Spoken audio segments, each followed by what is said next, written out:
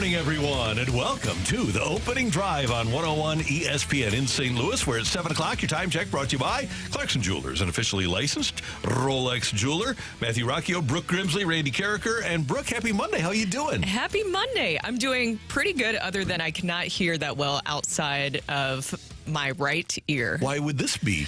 Sinuses, Randy. We were talking about this, and I brought this up last week. I might have jinxed myself just a little bit. That was not great on my part, but allergies this season always hit me. I felt like it happened a little bit earlier than it typically does. I've taken Claritin, Randy. I've done the nasal sprays. I've done the hot teas. I've done everything imaginable. Oh, and also local honey. That's another good, important one to do.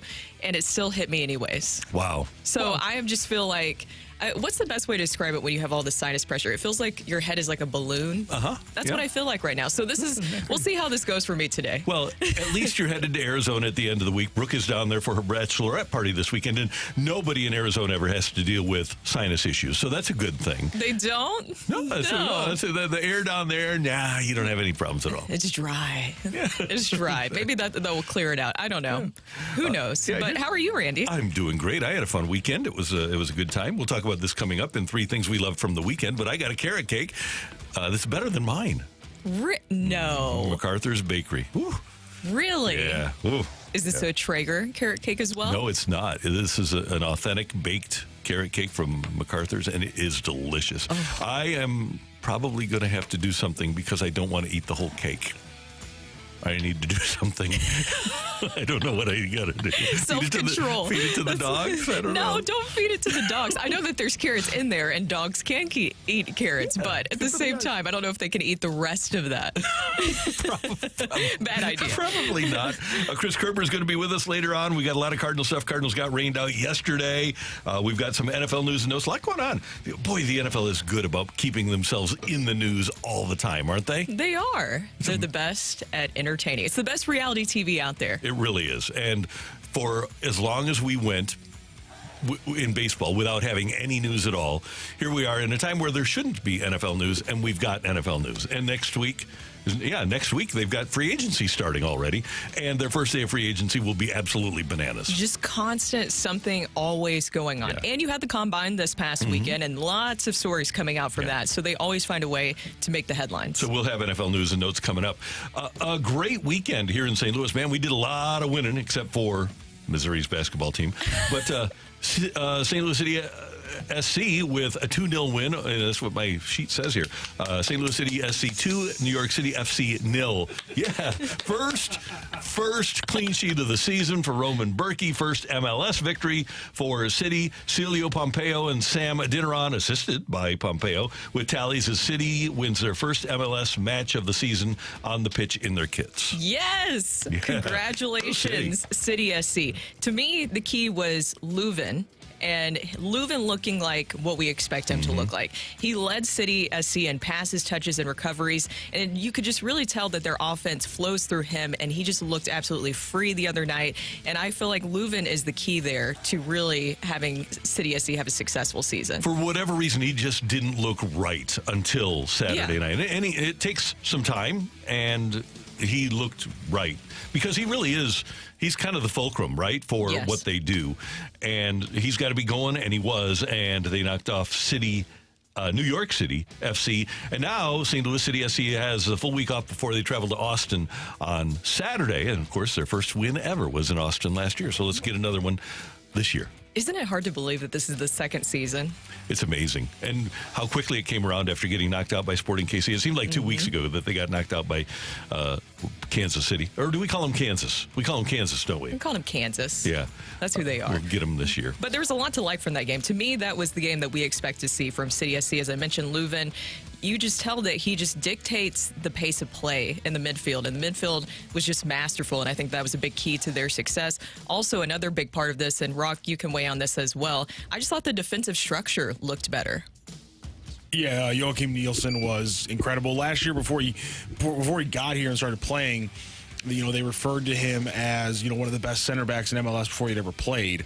And Saturday, he certainly looked like it. He was shutting down every attack. Even though he was clearly not as fast as some of the attackers out there, he was able to leg it out and make some incredible plays. The one where he in a full sprint, just like almost did the splits to reach out and get the ball in a full sprint, considering his groin is the thing that he's been dealing with an injury. And that was just an incredible defensive play from Nielsen. And so while Adeniran and Pompeo are definitely the headline from the game, I think the biggest takeaway is that City looked good again when Nielsen and Leuven were back healthy and in fitness and had gotten time to train with the team, and the team looked completely different. That's a huge takeaway considering how bad they looked without those guys. I agree with you. Yeah, Nielsen, we just got a text from the 636. Nielsen was good, and Totland was great. Yeah. There was a lot of things to like from that game. Yeah, that's I would say the Nielsen rating on Saturday night was sensational. Totland was absolutely unbelievable. He's been incredible. He's played 3 of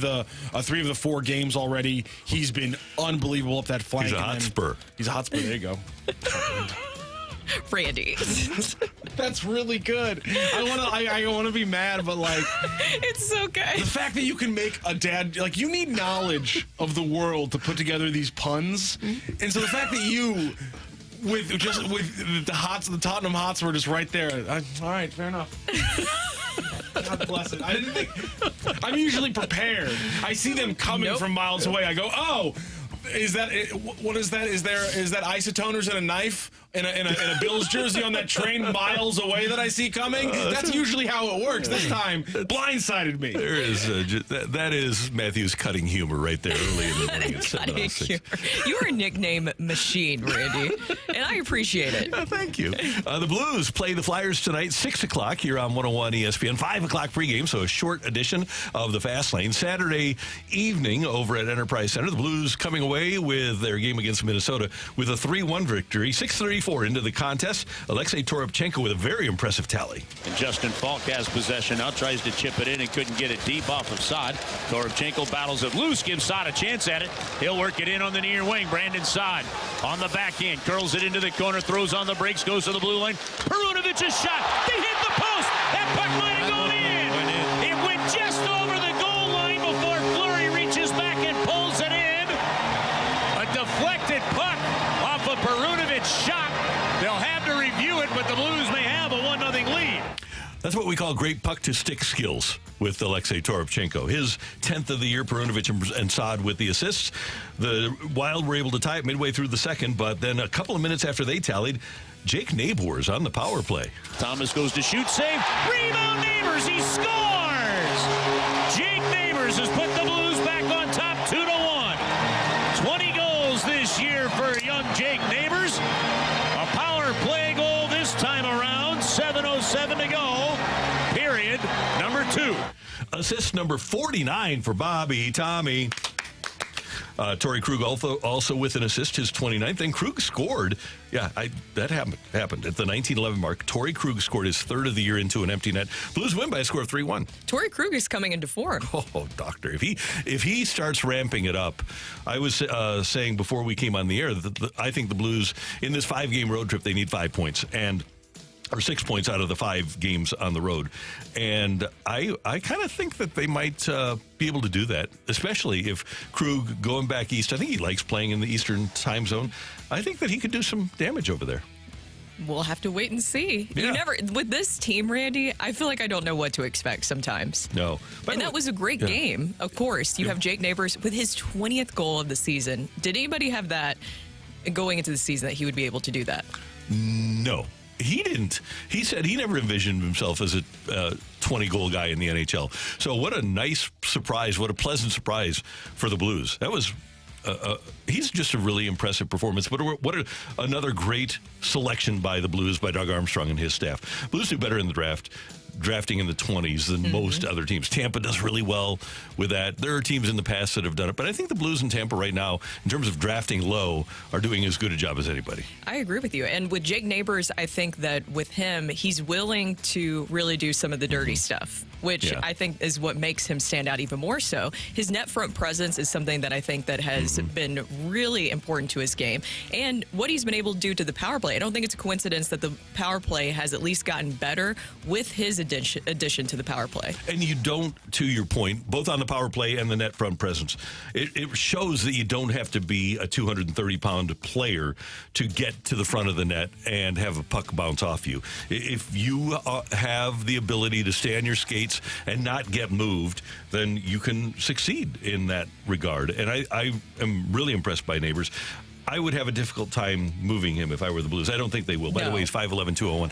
I don't think that... I would say that he's an untouchable for the Blues. I think he's one of them. Has your untouchables changed at all in the past few weeks? I think I would go Thomas, Parayko, Binnington, Neighbors. I would say those four. How about you? I think so. I think that the thing is that I like Buchnevich a lot, but it seems like he's the one that is going to be brought up the most with these trade rumors. But this is what makes it also interesting. If you're Doug Armstrong and you see this group right now, do you want to move on from Pavel Buchnevich? I wouldn't want to. They're kind of stuck, though, because he's going to want a long-term contract next year, and that contract will start when he's 30 years old. The Blues have shown an aversion, even to their best players, to signing them to contracts that take them well into their 30s. And the other question the Blues have to ask themselves, okay, we're good and we have a chance to be really good, but by the time we're ready to win a Stanley Cup, is he still going to be at his peak, or is he going to be 33, 34, maybe on the downside? Yeah. So do you spend a bunch of money and a lot of cap space to maintain mediocrity over the next 2 or 3 years until you're ready to take off? Well, and then the other big question is, will Jimmy Snuggerud be ready when he does come over to the team? Well, he'll be ready to play in the NHL, but I don't know if he'll be ready to be a star in the NHL. Look how long it took Robert Thomas, right? Thomas is in his 6th year now, and I would say last year Thomas really came into his own, but he's at his best now. It took 6 years to get to his best, and I have to believe that'll be well, maybe because Snuggerud played college hockey, it'll be a little bit different, but it'll probably take at least 3 or 4 years before he becomes a star.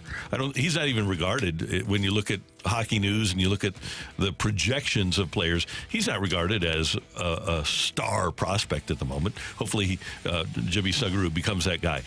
College basketball, Billikens with a win over Rhode Island on Saturday afternoon, 94-91. Big game, Gibby Jim, Gibson Jimerson with 30 points for the Bills. Big game, Gibby Jim. Another great nickname. 30 points. A nickname that was, again, I don't forget, created to tongue-tie people. Specifically created to confuse people about the guy's name. Big game, Gibby Jim. So Tim Lincecum was big-time Timmy Jim. And if you're named Gibson, Gibby, Jimerson, Jim, big game Gibby Jim is such a natural. Dude, it flows so easily for you. Big game, but I don't know Jim. if I want to keep doing that this morning, especially with the sinus issues where I feel like I'm on a different planet right now. Not only do you feel like you're on a different planet, but so do every single Mizzou basketball fan. They're 0-16 in the SEC. Randy. I guess they were 0-16 in the SEC. Can we just talk about the teams that won this weekend? Yeah, Ole Miss over Mizzou, 84-78. Congratulations to the Illini, too. They beat Wisconsin 91-83. Marcus Domask with 31 for the Illini. It's not good to be down by 20 at any point. But it does say something that with a deficient roster, they're able to claw back from down 20 to, I think they got it to 7 at one point against a talented team. Same thing when they were playing against Tennessee. Again, at this point, you got to look for some context in the losses, which is Dennis Gates showing life with a deficiently talented roster? And I think there's parts of that game that showed that. And that's why I'm not completely freaking out yet. I think I think freaking out is not a bad thing. There's nothing wrong with freaking out. 0-16, but... Oh, yeah. See, exactly. Little sunshine lollipops. There we go. Last night, by the way, the Phoenix Suns were down to the Oklahoma City Thunder in the first half by 20. They got it to within 1. Then they lost by 10. Boy, the Suns are a roller coaster ride. And the Cardinals lost to the Astros 7-1 on Saturday, rained out yesterday, and they play the Nationals today in West Palm. Oh, exciting stuff. Well, and because of the rain, you have some changes. So, Randy, friend of the show, Steven Matz, we will see him today. He will follow Sonny Gray. Steven and I have the same kind of bicycle. Do you really? Yeah, I didn't know that part. Yeah. He rides his bike all over town. We've got the same color and everything. Yep. Wow. Pretty Do you cool, guys ever run into each other? We've never run into each other, but he rides the Katy Trail, and he loves Old Town St. Charles and stuff. Yeah, I like Steven Matz a lot. I wish he were healthy because I think he's a good pitcher, and the Cardinals are easing him into action. That's why he's only getting his first appearance now. But he's a guy that's been good at the major league level. His only issue here in St. Louis has been staying healthy. Mm-hmm.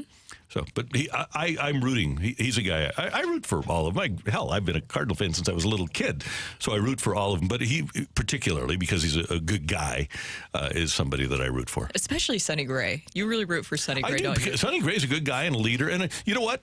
He is. I was texting with somebody this morning on our text line. I hope that at the end of the... See, I think people misconstrue this as saying that I'm rooting against Sonny Gray. Mm-hmm. I hope like hell that we're talking about Sonny Gray in the same vein that we talk about Spencer Strider, or in the same vein that we talk about the regular season Clayton Kershaw, or the way that we talk about Zach Wheeler or Aaron Nola. I hope that by the end of this season, we're saying, man, Randy was totally wrong about Sonny Gray. He is a number one. He's the kind of guy where if we had him in his prime against Max Scherzer in his prime, that would be a wash. I just haven't seen it yet. But I'm rooting for the guy. I think he's our best guy. Exactly. He's our best guy. But is he the best guy? We'll wait and see. That's the wait and see approach for this season. And also you made it very clear, too, that it was more of needing another addition to the starting rotation. Right. And which I think a lot of people wouldn't disagree with. And that pitcher did not get moved this offseason. Unless you believe in Chris Sale's stuff and you think he's going to stay healthy, and the Braves obviously do. He's had that ability in the past. But Dylan Cease didn't get moved. So that pitcher, that number one, when we're thinking of the pitchers that I just mentioned back in the day, not too long ago, Scherzer, Verlander. But now you're talking about Strider, you're talking about Wheeler, you're talking about Garrett Cole. There's a handful of those guys that exist in Major League Baseball, and to my knowledge, none of them got moved during this offseason. The Cardinals probably did as well as they possibly could, and there's people that think that Jordan Montgomery is a step above. I think Jordan Montgomery is basically a left-handed Sonny Gray. Although Jordan Montgomery did succeed in New York, I want to see how Sonny Gray does with the pressure of September and October. That's another aspect to his career where there's kind of a hole. But I hope that he turns out to be great. We're off and running here on the opening drive on 101 ESPN. Coming up, Brooke, Matthew, Randy, 3 things we loved about the weekend on the opening drive on 101 ESPN.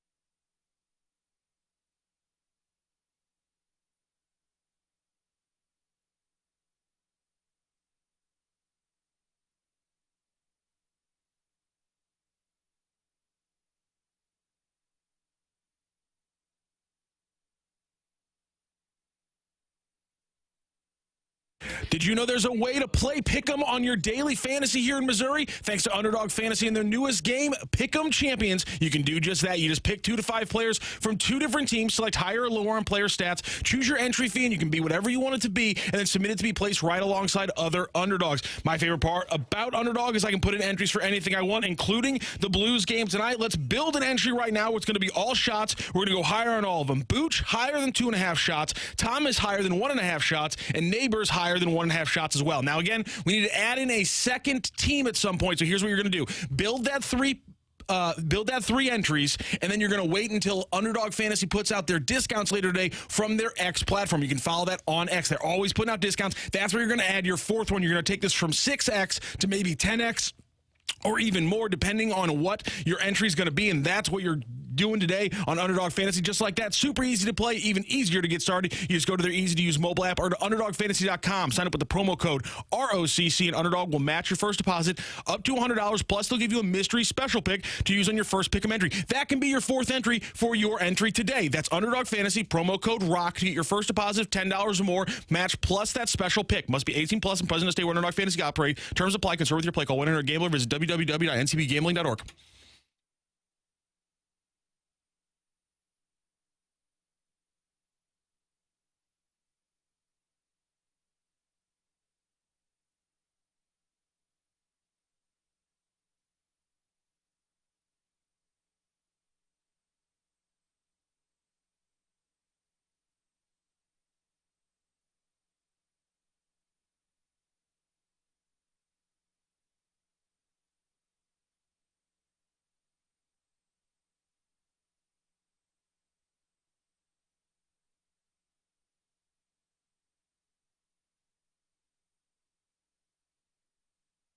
All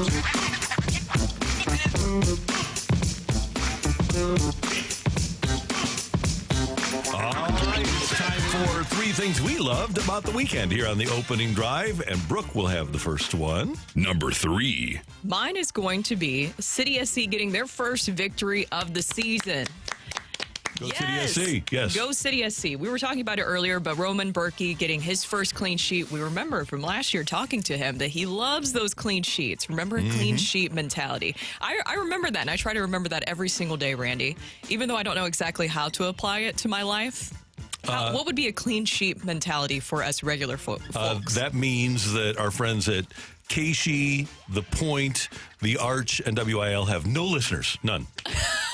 Okay. Everybody's listening to us. Yeah, let's do that. I'm gonna try to strive for that every single day. It'll be very hard. Yeah, it will. But at least I'll have Roman Berkey as my inspiration. But still a great game for City SC. We touched on it earlier, but Leuven, I feel like, is a big key to City SC's success. And when he gets going and when you have everybody at full strength, I think that they're a very powerful team. So it was just great for them to get that first win in the season. That was great, and that's a good call.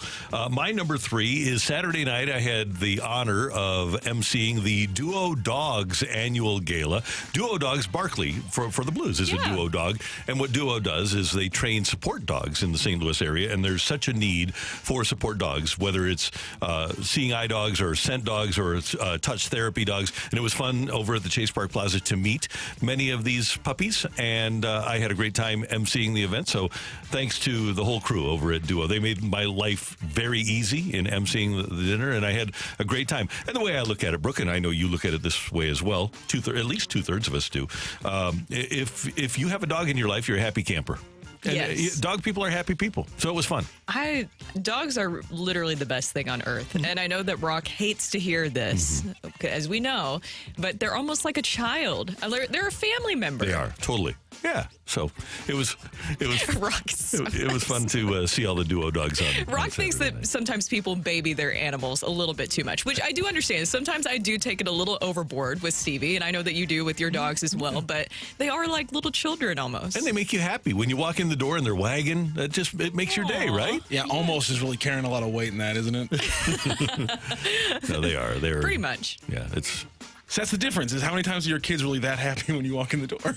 There you go. It's a big difference. Yeah. That's what I'm saying. There's a big line. Number 2. Number 2 for me is going to be Jordan Binnington with his 138th career victory.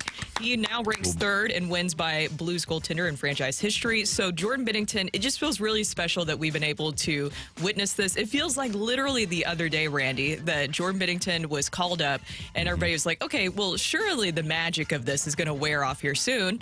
Nope. Led them to their first Stanley Cup victory. So it's just really special to be able to witness this with Jordan Binnington, and I think he's been so great for the franchise. It's been such a long time for Blues fans to have a goalie, and Leo did it, and Cujo did it, and for a little while Grant Fuhr did it. But we basically went from Grant Fuhr in the 90s to Binnington to have a guy that could steal games for you on a regular basis. And there's games that the Blues win, and he's the only reason that they won. And a lot of those wins that you're talking about, that's what he did. He stood on his head. He really doesn't get the acclaim, I don't think, in the hockey world that he deserves. Number one, because of his competitive demeanor, which causes, consternation on some people's part sometimes. I guess they just don't like a guy to compete. And then the other part is they just can't believe it because he wasn't a first-round pick, and it took so long, and the Islanders had his rights, or I guess it was the Bruins. Providence had he was on Providence for a while, and people just don't believe that he can be as good as he is. And this is one of those situations where the numbers do lie, because they do. He is a top 5-6 goalie in the league, even though the numbers wouldn't lead you to believe that's the case. I think so as well. And he also moved past Cujo, by the way. And he was a big fan of Cujo growing up, and he has talked about that so much. You even see it sometimes where he pays homage to him a lot. So it's just great to see Binnington get that. And Randy, you were talking about that. I feel like people just love to hate Jordan Binnington, but I love that he embraces it. Yeah. He does. And he's the type of guy where you hate him if he's not on your team, but you love him when he's on your team. I just wish when he threw that water bottle at Kadri that it had been full.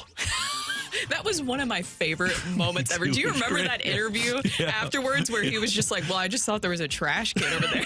He's so good. And then there was a commercial they did with that. Was that Car Shield? I think it was, yeah. I think so. But I thought that was hilarious. He has a great delivery. Okay, jokes. Brooke, my number 2 is I'm evidently on my way back to 275 pounds. I mentioned the aforementioned carrot cake that Scott Rinneberger from MacArthur's Bakery gave me on Saturday night.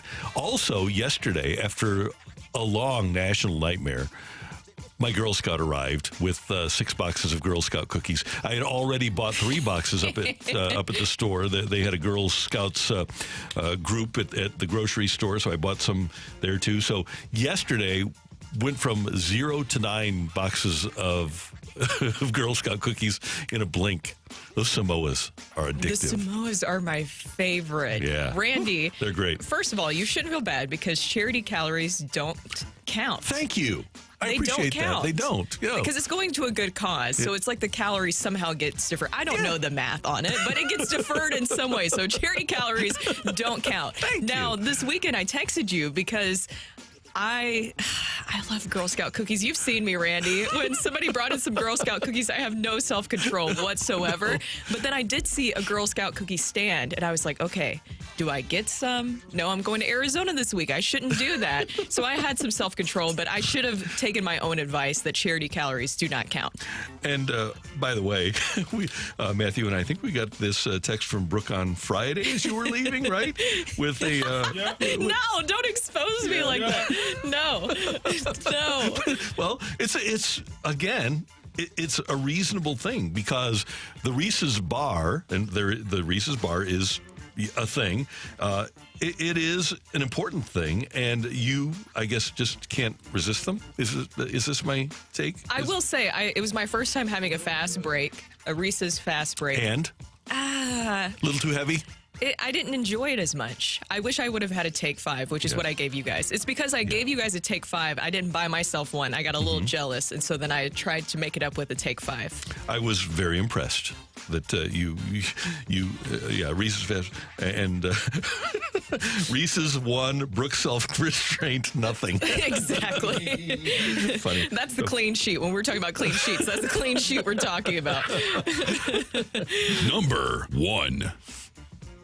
My number 1 is just going to be a great weekend of winning because all we do is win here, Randy. All we do so is Blues win, City SC wins, SLU wins, Illinois wins. Mizzou, I'm looking at you. I would like for you to win. But still, a great weekend of winning for our local teams. It really was. And we need more weekends like that. And hopefully the Cardinals will be able to do that once the regular season starts. And then you throw the Battlehawks in there soon. Ooh, yeah. That'll be great. Can't wait. Brooke, you know what my number one was? So my daughter Katie is a huge gymnastics fan, and she was watching Mizzou against Arkansas yesterday, gymnastics. And who's there in the crowd watching Mizzou's gymnastics team but Eli Drinkwitz?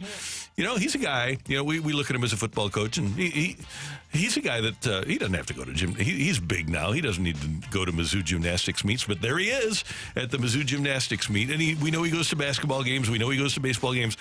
He's kind of all in on Mizzou, and I think it's really cool to see that. I wonder how often Nick Saban was going to Alabama gymnastics meets. I don't think I could see that. They don't have to do it, but Eli does. And I know Eli's got daughters. He probably had his daughters there, but still, he is able to make himself accessible to the entire campus, and I think that's pretty cool on Eli's part. I think it is, too. I think that's a great thing to show that he's showing his support, because right now he is the face of Mizzou athletics. Yeah. Wouldn't you agree? Mm-hmm. Maybe the face of the state sports. Who else in the state, right? Mahomes. Sorry.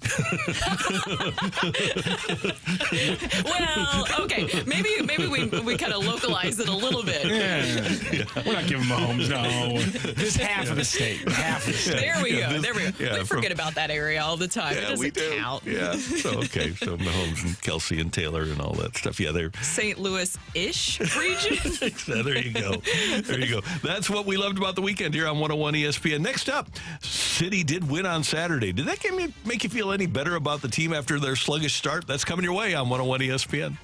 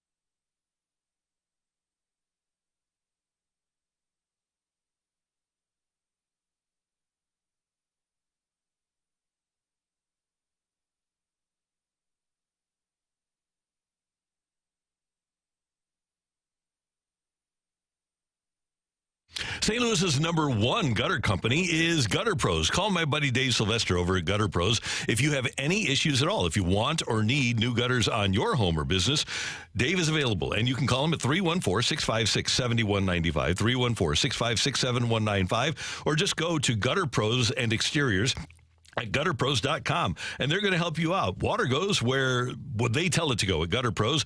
If you have water coming over the middle of your gutter, that's not the way gutters are supposed to work. So get in touch with Gutter Pros. They'll come out and check out what you got. They'll make sure that you have your gutters well attached. If you need new gutters with leaf guard and soffit and fascia, they'll take care of that. They're A+ rated by the Better Business Bureau at Gutter Pros, and they get 4.9 out of 5 stars on their reviews. Check out the website, gutterpros.com, and you can fill out a form for a free estimate and make sure that you have good, attractive, and really functional gutters from gutterpros.com. After all, at Gutter Pros, water goes where we tell it.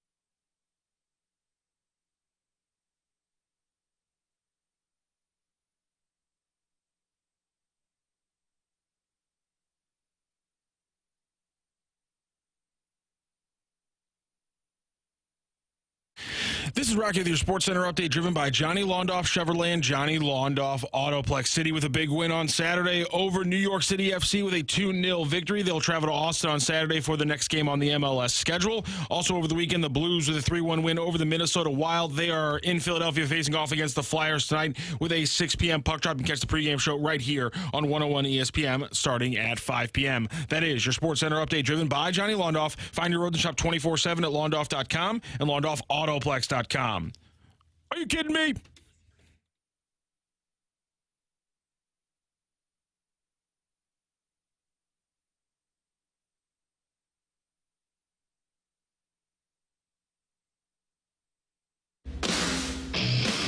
the right end, Ilinich taken back by St. Louis. This is Pompeo. Plays it ahead. Adeniran. Go! On a dead run from the sharp angle. Samuel Adeniran, second of the year, and it's all St. Louis City now. Celio Pompeo assisting on Adeniran's goal. Pompeo had one earlier in the match, and St. Louis City SC with a 2-0 victory over New York City FC on Saturday over at City Park. And, Brooke, I thought it was interesting. Bradley Carnell said, hey, we wanted to show that we were a little bit angry with ourselves. And he said, we wanted to dominate. And they did. They dominated that game basically from start to finish against New York City. They did. The midfield, in my opinion, was just masterful. And that has a lot to do with Durkin really doing the dirty work deep and Leuven doing what he does best, which is just really dictating the pace of play in the midfield. To me, Leuven is a huge key to City SC's success. When it seems like he's going and when he's playing at his best, what we're expecting from him, then City SC follows suit. And that makes sense because he's part of that structure that they brought in. Those key designated players with Leuven, with Klaus, with Roman Berkey. When those guys are playing at the level that they should be playing at, then that's the key to City SC and what they're wanting to do. I thought it was a great game by Leuven. He led City SC in passes, touches, and recoveries, and their offense just flowed through him. And it's interesting that you bring that up because we talked last week about whether or not, we asked Lindsay Eversmeyer, whether or not the league had kind of caught up with the system, which does take a lot out of you. But the system works a lot better when your centerpiece guy, the centerpiece of the whole system, is playing like Leuven did on Saturday night. Yeah, and that's exactly what happened there. You could just tell that he looked a lot more confident and comfortable out there. And then you also have another big thing was Tim Parker and Nielsen playing 90 minutes without any issues whatsoever. Because we saw that in the prior game where you had some of those issues in Tim Parker even earlier a little bit in the season. But I think that those guys being able to play at full strength was another big key part there. And Tim Parker is kind of the heartbeat of this team, isn't he? As much as he's limited as a complete physical soccer player, but he's also a heartbeat guy, and you need that sort of a guy. And he makes big plays at big times, and he seems like a guy that is kind of not even a silent leader, but just a leader of this squad. He is, and he has the MLS experience. So we know with Roman Berkey, he brings in the Bundesliga experience. So the other guys, they bring in more of the other experience, but you needed that other guy, and that's why he was such a key piece for City SC. He brings that MLS experience. We talk about that all the time. Every team is looking for that tenacious veteran presence, and Tim Parker brings that. Yeah. Here is Bradley Carnell, the head coach of St. Louis City SC, on the victory. You know, it was good to see that the players themselves felt that there was something off about Tuesday. It didn't need me to tell them. It didn't need me to show video. It didn't need me, to lay the heavy hand. These guys, they know we give a better picture than that. We're bitterly disappointed for sure. And even in that game, we had a couple chances. Things could have, the pendulum could have swung another way, but that's done and dusted, and we're not looking back. We're only looking forwards, and what we could control is today's performance, and I think we did that. It's interesting, and you can see it in the way they perform. I always talk about how the best teams hate losing, and what he just described there is a team that hated losing to Houston on Tuesday night, and they came back with a vengeance against New York City. Yeah, and that's what you want, right? Is the guys who absolutely hate losing. And I feel like this group has a lot of that. And Pompeo, we're talking about tenacious players. I think he brings a lot of energy to City SC, and it was just really exciting to see what he was able to do there. Adeniran, that was his second goal of the season. And then I think just going back to Nielsen, I think his recovery this season, because as we know, he's been dealing with leg issues in the past, he showed, in my opinion, no signs of any leg issues whatsoever. No. Brock, did you notice that as well? No, yeah, everyone looked back to fitness, and that was a huge part of it. I mean, it changed everything. Even in the Real Salt Lake game from a week prior to that, and obviously a lot more in the Houston game on Tuesday, the injuries affected everything, and that's not an excuse. It's pretty tangible that you can see how it affected it, and how not having Parker, not having Nielsen, not having Leuven, like Randy was saying. I mean, you're missing the most important technical part of your game. You're missing the most important leadership part of your game. You're missing both the most important defenders on a back line that usually gets taxed, because you usually leave a lot of space for them to cover because of your high pressing scheme. So yeah, you're not going to win without those guys. And when they're back, you look a lot more similar. And that says a lot about Carnell, and I think gives a lot of confidence to the fans. That's 10 goals for a dinner on now in MLS play. And all of a sudden, here's St. Louis. We're for all of the angst, St. Louis City SC tied for the most points in the West with Portland and Well, LA that came Galaxy. in a hurry, didn't right? it? It sure did. And they play an Austin squad on Saturday that only has 1 point. They're 0-1-1 so far. So hopefully St. Louis City SC can go on the road and pick up another W on Saturday. I feel better now about them. This past Saturday eased my mind. I think that's the big question: is do we feel a little bit better now I about do. City SC? And Yeah.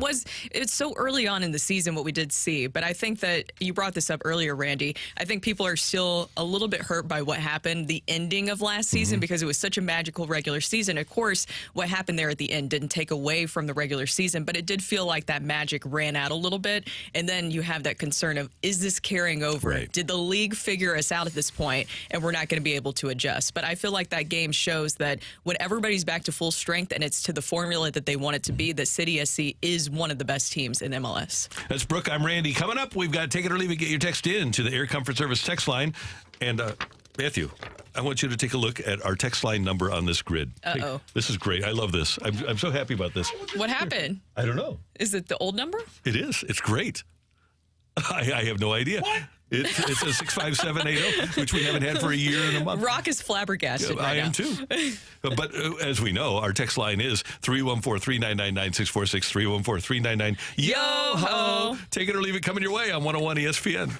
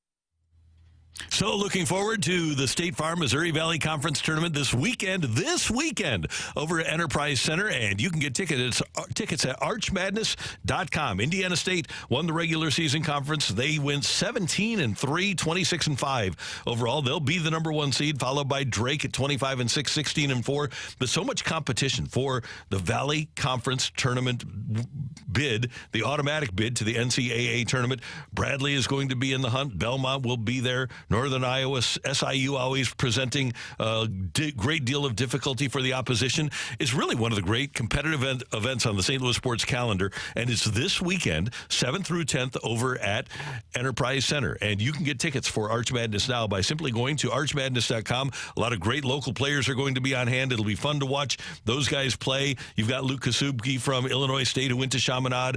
Missouri State's Donovan Clay is an Alton grad.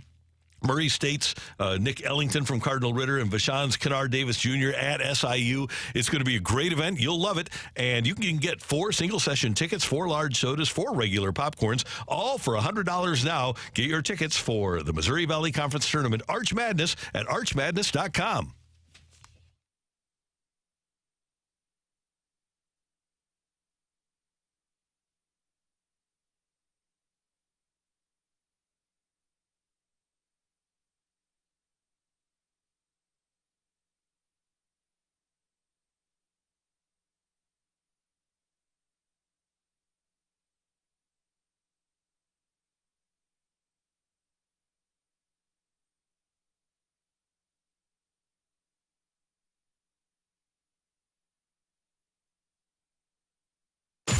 Time for Take It or Leave It. Want to say something?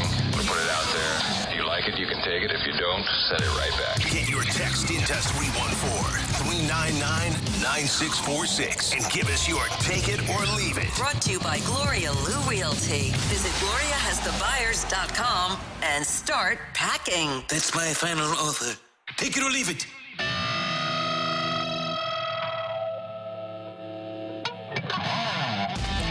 Line open now, 314-399-9646, 314-399-YO-HO. Matthew, Brooke, and Randy. Okay, Brooke, Saturday, Jake Nabors scored his 20th goal of the season on the power play for the Blues. Take it or leave it, Jake Nabors winds up being a 30-goal scorer some season in the NHL. Ooh. Yeah. Okay. 30 goal. I mean, if you can score 20 out the gate, you got to be able to grind out another 10 at some point in your career, right? I'll take it. Yeah. Sure, why not? Well, what's his ice time this year? I guess that's kind of the question. Because It's not huge. he's Let's not, see. he's not over. He's not. I'm guessing.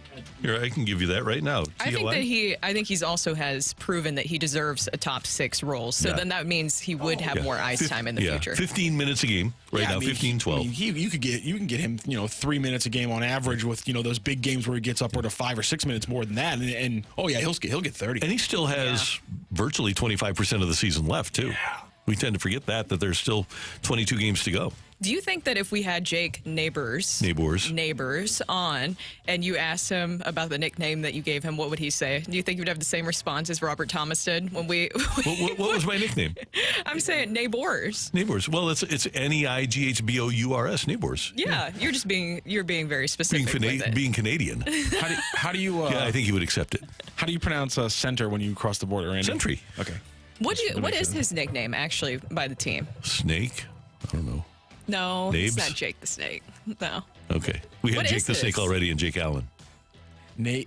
That's Nabes? a good Jakey? question. Can't be Nabes. Jakey? I would hate if it was Nabes. Jakey? Jakey's. Oh God, I bet he would hate if it was Jakey. I can't. You know what? No, That's a good that question. sounds very Canadian to say Jakey.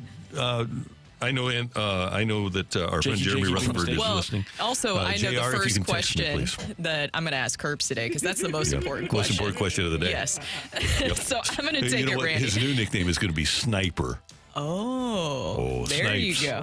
So I sent this to you guys this weekend, and I never thought that I would agree with this person, but Johnny Manziel tweeted this out. He said, after careful thought and consideration, I will be humbly removing myself from the Heisman Trophy ceremony until Reggie Bush gets his trophy back. Doesn't sit right with my morals and values. We'll get to that point a little bit later on, that he can't be on that stage with us every year. Reggie is the Heisman Trophy. Take it or leave it. You agree with Johnny Manziel. We'll ignore the morals and values part. Okay. But I agree with him. Reggie Bush should be a part of it. I agree that Reggie should get his Heisman back. I would not think that the Heisman committee is beside themselves this morning saying, oh my God, how do we get Johnny Manziel back in the building? You mean that's not... all weekend, Randy, he continued the conversation. He kept tweeting about it over and over and over again. Look at me. I have a Heisman trophy. Don't forget about me. But to the greater point, I think that what he's talking about is true. I don't understand why Reggie Bush shouldn't get his Heisman trophy back. No. Did OJ ever get his back, by the way? I came to get my stuff. I think he did get it back, and that was the issue. Oh, yeah. Okay, there you go. There you go. Yeah. There are probably some other people there. Cam Newton, right? Who believes that Cam Newton didn't get money from Auburn, right? So you're telling me that none of them did? Yeah. We're talking about prior to NIL. Yeah. None of them did. Billy Sims at Oklahoma. Johnny Manziel did. But he did. He signed autographs. He talked for about money. it all the time, apparently. So there were a lot of guys making a lot of money. I would have to believe that Florida State gave Jameis Winston a shilling or two. I mean, at the very least, he got free crab legs. No, yeah, no. Right? No. I mean, where do we draw the line? What's on the text line? He got free crab legs. Well, he got crabs and crab legs, allegedly. Oh, Randy, allegedly. No. But we know for sure that he got crab legs and stuffed them down his pants and left the store. And then said, well, they told me I could. So if they told you get free crab legs, why are you stuffing them down your pants? I don't know. I guess you don't want anybody to see.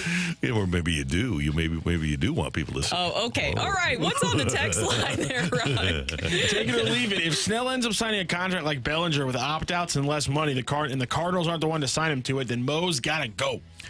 I'm going to leave that. I'm going to leave it. So it's Blake Snell won a Cy Young, and Blake Snell he's new school because he doesn't give you any innings, and he is a swing and miss guy. I'm not going to say he doesn't give you any innings, but he's not a guy to me that fits the profile of what the Cardinals need, because I still, even though they have a new bullpen, I'm not sold on it. I want a guy, if I'm going to spend a bunch of money, that is going to give me innings, and Blake Snell's never shown that ability to do so. I wouldn't have hated if they would have brought him in, especially if you would have kept some of the structure that you have now. They said they needed swing and miss. He would have brought that to their starting rotation. Right. And let's point out here that the player, it's called free agency. Mm-hmm. If you're offered the exact same contract and you're a Cardinal or a Yankee, and you look at the Yankees lineup, where are you going to go? If Philadelphia is interested in Blake Snell, where would you be more inclined to go? Philadelphia, where they have a chance to win a World Series? I was going to say I would pick Philadelphia, I think honestly. I would too, yeah. So remember, the player has a choice as well. So just because the Cardinals don't sign a player is not, to me, good reason to get rid of a Pobo or a general manager. I'm more inclined to look at the body of work rather than one player not signing a contract with the franchise. I agree. Any other ones, Brock? Sorry, I got this take it or leave it gave me an idea for a segment. I had to write it down. I had to write it down so I don't forget this. Thanks for producing the show, Mr. Texter. Yeah, thank you. No, this gave me a great idea. Hey, I don't care where the ideas come from. Wherever. This very segment that we're doing right now used to be called Truth or Trash on SportsCenter. Okay. Randy, no, you don't have to say that. You can pretend like this. We stole it. It's what great artists. Hey, it's what great artists do. You guys were talking about Tony Gwynn last week. Take it or leave it. You need one hit to win the World Series. Who would you have at bat? Pete Rose, Ichiro Suzuki, or Tony Gwynn? I think I'm going to go with Pete Rose. Really? Yep. Got more hits than anybody ever. And did win a World Series. A couple of them. So, yeah, I would think I would go with him. You know he's going to have a stake in it. Yeah, that's true. Good point. I bet on him. No. Guys, no. Come on. I cannot do it. I cannot. Please, no. Take it or leave it. We see a Cardinals no-hitter this year. Leave it. I think a better and more interesting bet is take it or leave it. We see a Cardinal complete game this year. Oh, that's a good one. I think that's a better, more interesting bet for me. And I'm still going to bet against it. Really? Yeah. You're not going to take that one? Do you think could Lynn throw a CG? I would like to see Lynn in spring training a little bit first. Yeah, me too. I know that, and I get it's just spring training and they're Yeah. easing him into it, but I would like to just see what he looks like. Okay, power rankings of the 5 Cardinal starters with your thoughts about their ability to throw a complete game this year. Okay. Okay, I'll give you mine. I'm going to go Lynn, Gibson, Really? Michaelis, Gray, Matz. I would put Michaelis possibly a little bit higher. Okay. A little bit higher. But other than that, I'm with you on most of them. But you don't think that Gray could? He's just not, aside from last year, career year, he's just never been an innings guy. Let's see. I wonder how many CGs he has in his career. I think I would almost do Michaelis first, then Lynn, then Gibson. That's Then not a bad Matz call. and Gray, Because maybe? Miles had one last year, right? If he didn't, he gave the Cardinals their best opportunity for one. Sonny has, in his career, 6 complete games, has not had one since 2017 with the Yankees. That's a light. That was a light August for Gibson. Six Bob, complete yeah. games in your career. Yeah. God, that's insane. Yeah. Hadn't had one since 2017. So probably rather unlikely that. There's no way they're going to have him do a complete game Yeah. unless he has a no-hitter going. Let me check my. That's the only one. I think he was the one. I think it was the one last year Okay. because it was. Yeah, the team only had one. I think so. Yeah. And no, Miles had one the year before in 2022, but he did have a couple of strong outings. And let's see, Lance Lynn, man, you just give Lance the ball and let him go. His career complete game. Oh, he only has 4 and hasn't had one since 2021. Really? Did not have one last year. Well, last year was a rough Cardinals did have one last year for Lynn. Yeah, Cardinals did not have one last year. They did have 3 in 2022. Michaelis, Wainwright, and Montgomery all had one each apiece in 2022. Wasn't Michaelis close to one last He year? was. He won 8. Yes. Yeah. Might have been 8. That game in Tampa, right? Yeah, it might have been 8 and a third to come off the top of my head. Take it or leave it. Sam Adeniran finishes top 3 in the Golden Boot. Oh, man, I'd love to take it, but I can't take it. Why not? I'm going to leave it. Just because you've got Messiah in the league, right? You've got so many. Adeniran has 10 goals in his MLS career. You've got a lot of guys that are premier quality players. Is Adeniran going to be there?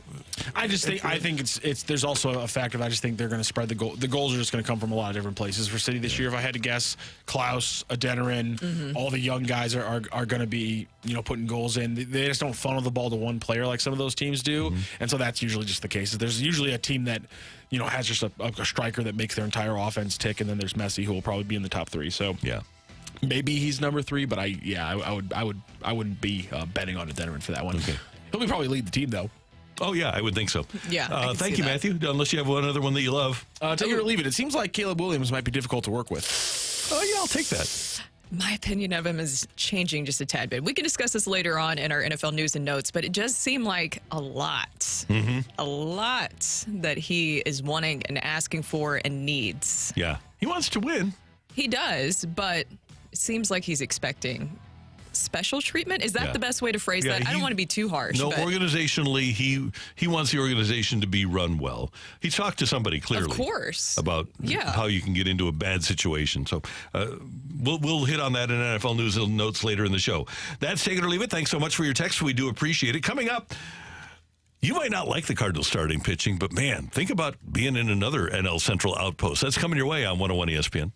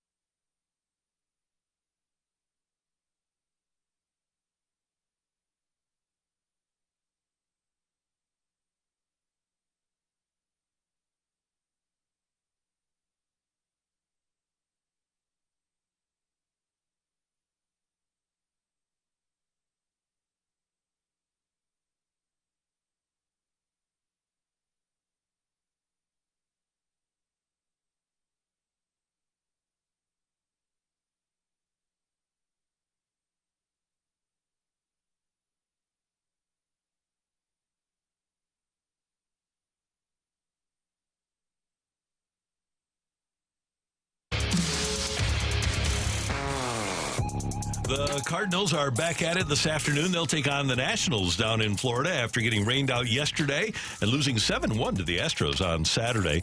And the Cardinals, as you look, are getting their starting pitching into shape here. And when you look at the starting pitching, you say, okay, well, that's okay, but it's not great. The batting average against so far for the Cardinals this spring has been okay. But I look at the ERA, Brooke, and it's amazing. The Cardinals staff starting rotation ERA is 3.60. That's 12th in Major League Baseball over a week into spring training. The Reds are 14th at 3.98. And I know that we're all watching teams that are working on things as they get towards the regular season.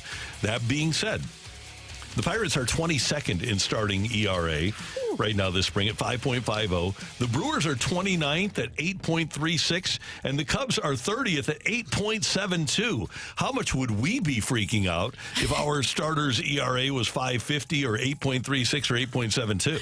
I would be freaking out because this is when you're supposed to be tinkering with things, and also your starting pitchers are not going deep into a game. So they're seeing, 2 innings of action, if that, maybe a little bit more than that. I would be freaking out because we saw last season for the Cardinals specifically, when your starting pitching blows up in the way that it did so early on the season, it really just affects everything else. It felt like it was just a whole domino effect. I know there was other things going on, but to me, starting pitching getting off to such a rough start for the Cardinals last season was one of the huge things that just blew things up for the season. Now, I don't expect the Cardinals starting pitching to be great. I would take 12th, which is where they are right now in the spring. I would take their starters' ERA being 12th in Major League Baseball this season, and then just hope that the offense is better than what they've done so far. Let me just put it that way. My biggest concern about the Cardinals starting pitching is innings and health. Are they going to be able to keep all these old guys healthy? Now, all of them were healthy last year and gave innings.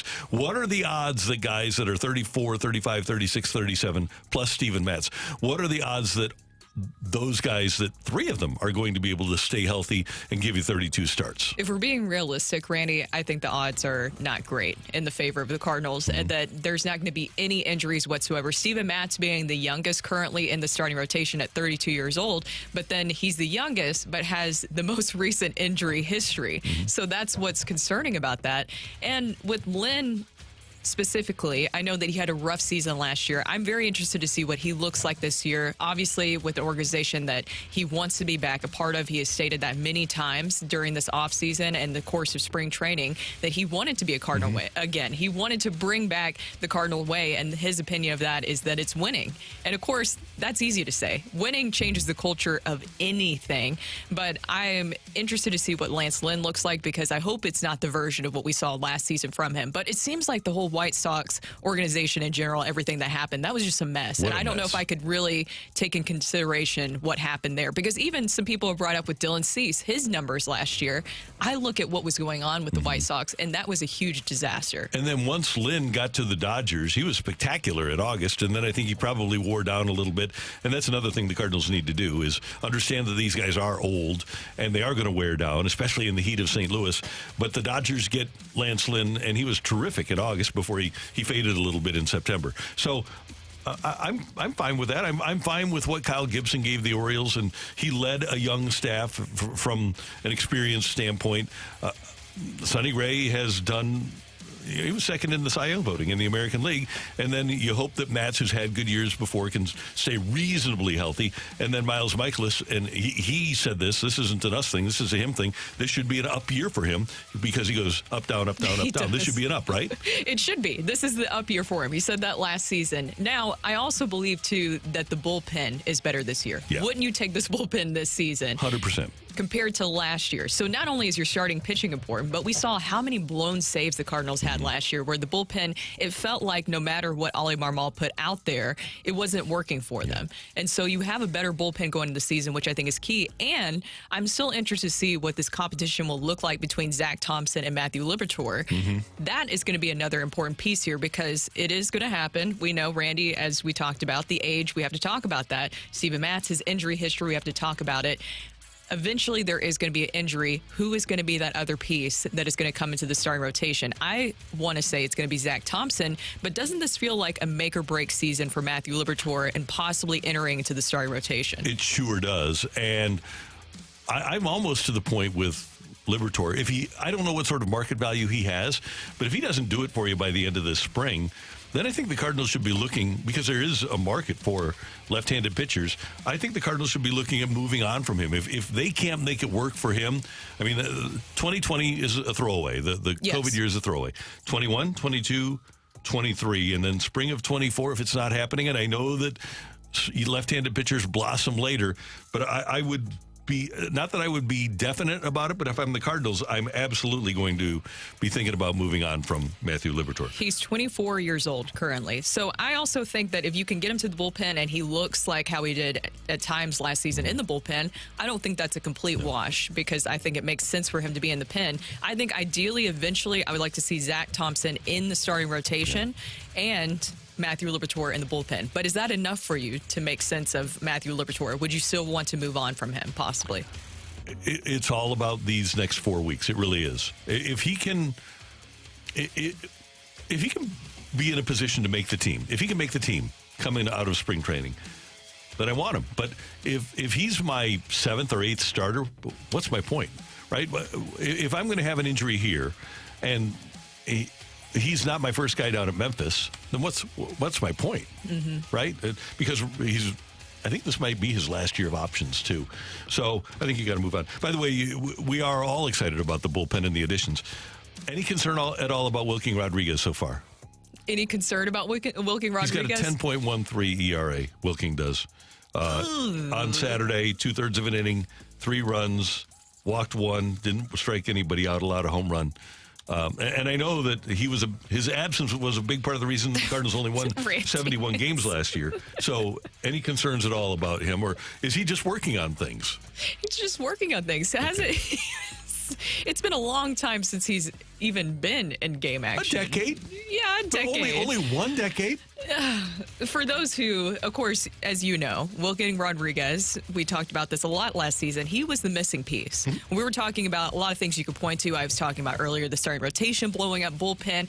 Then right after that, you could put Wilking Rodriguez, his absence being another key part of the Cardinals' season last year and why they weren't able to succeed. And that was John Mozeliak. This isn't us talking. That's John Mozeliak saying that in addition to the World Baseball Classic last year, Wilking Rodriguez getting hurt was a big part of the reason that the Cardinal bullpen struggled too. He said it, not me. It's not good, Randy. Not good whatsoever.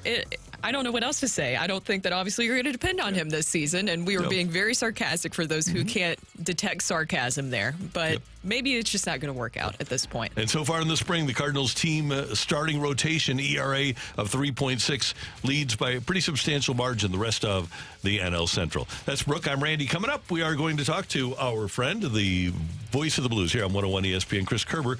He joins us next on 101 ESPN.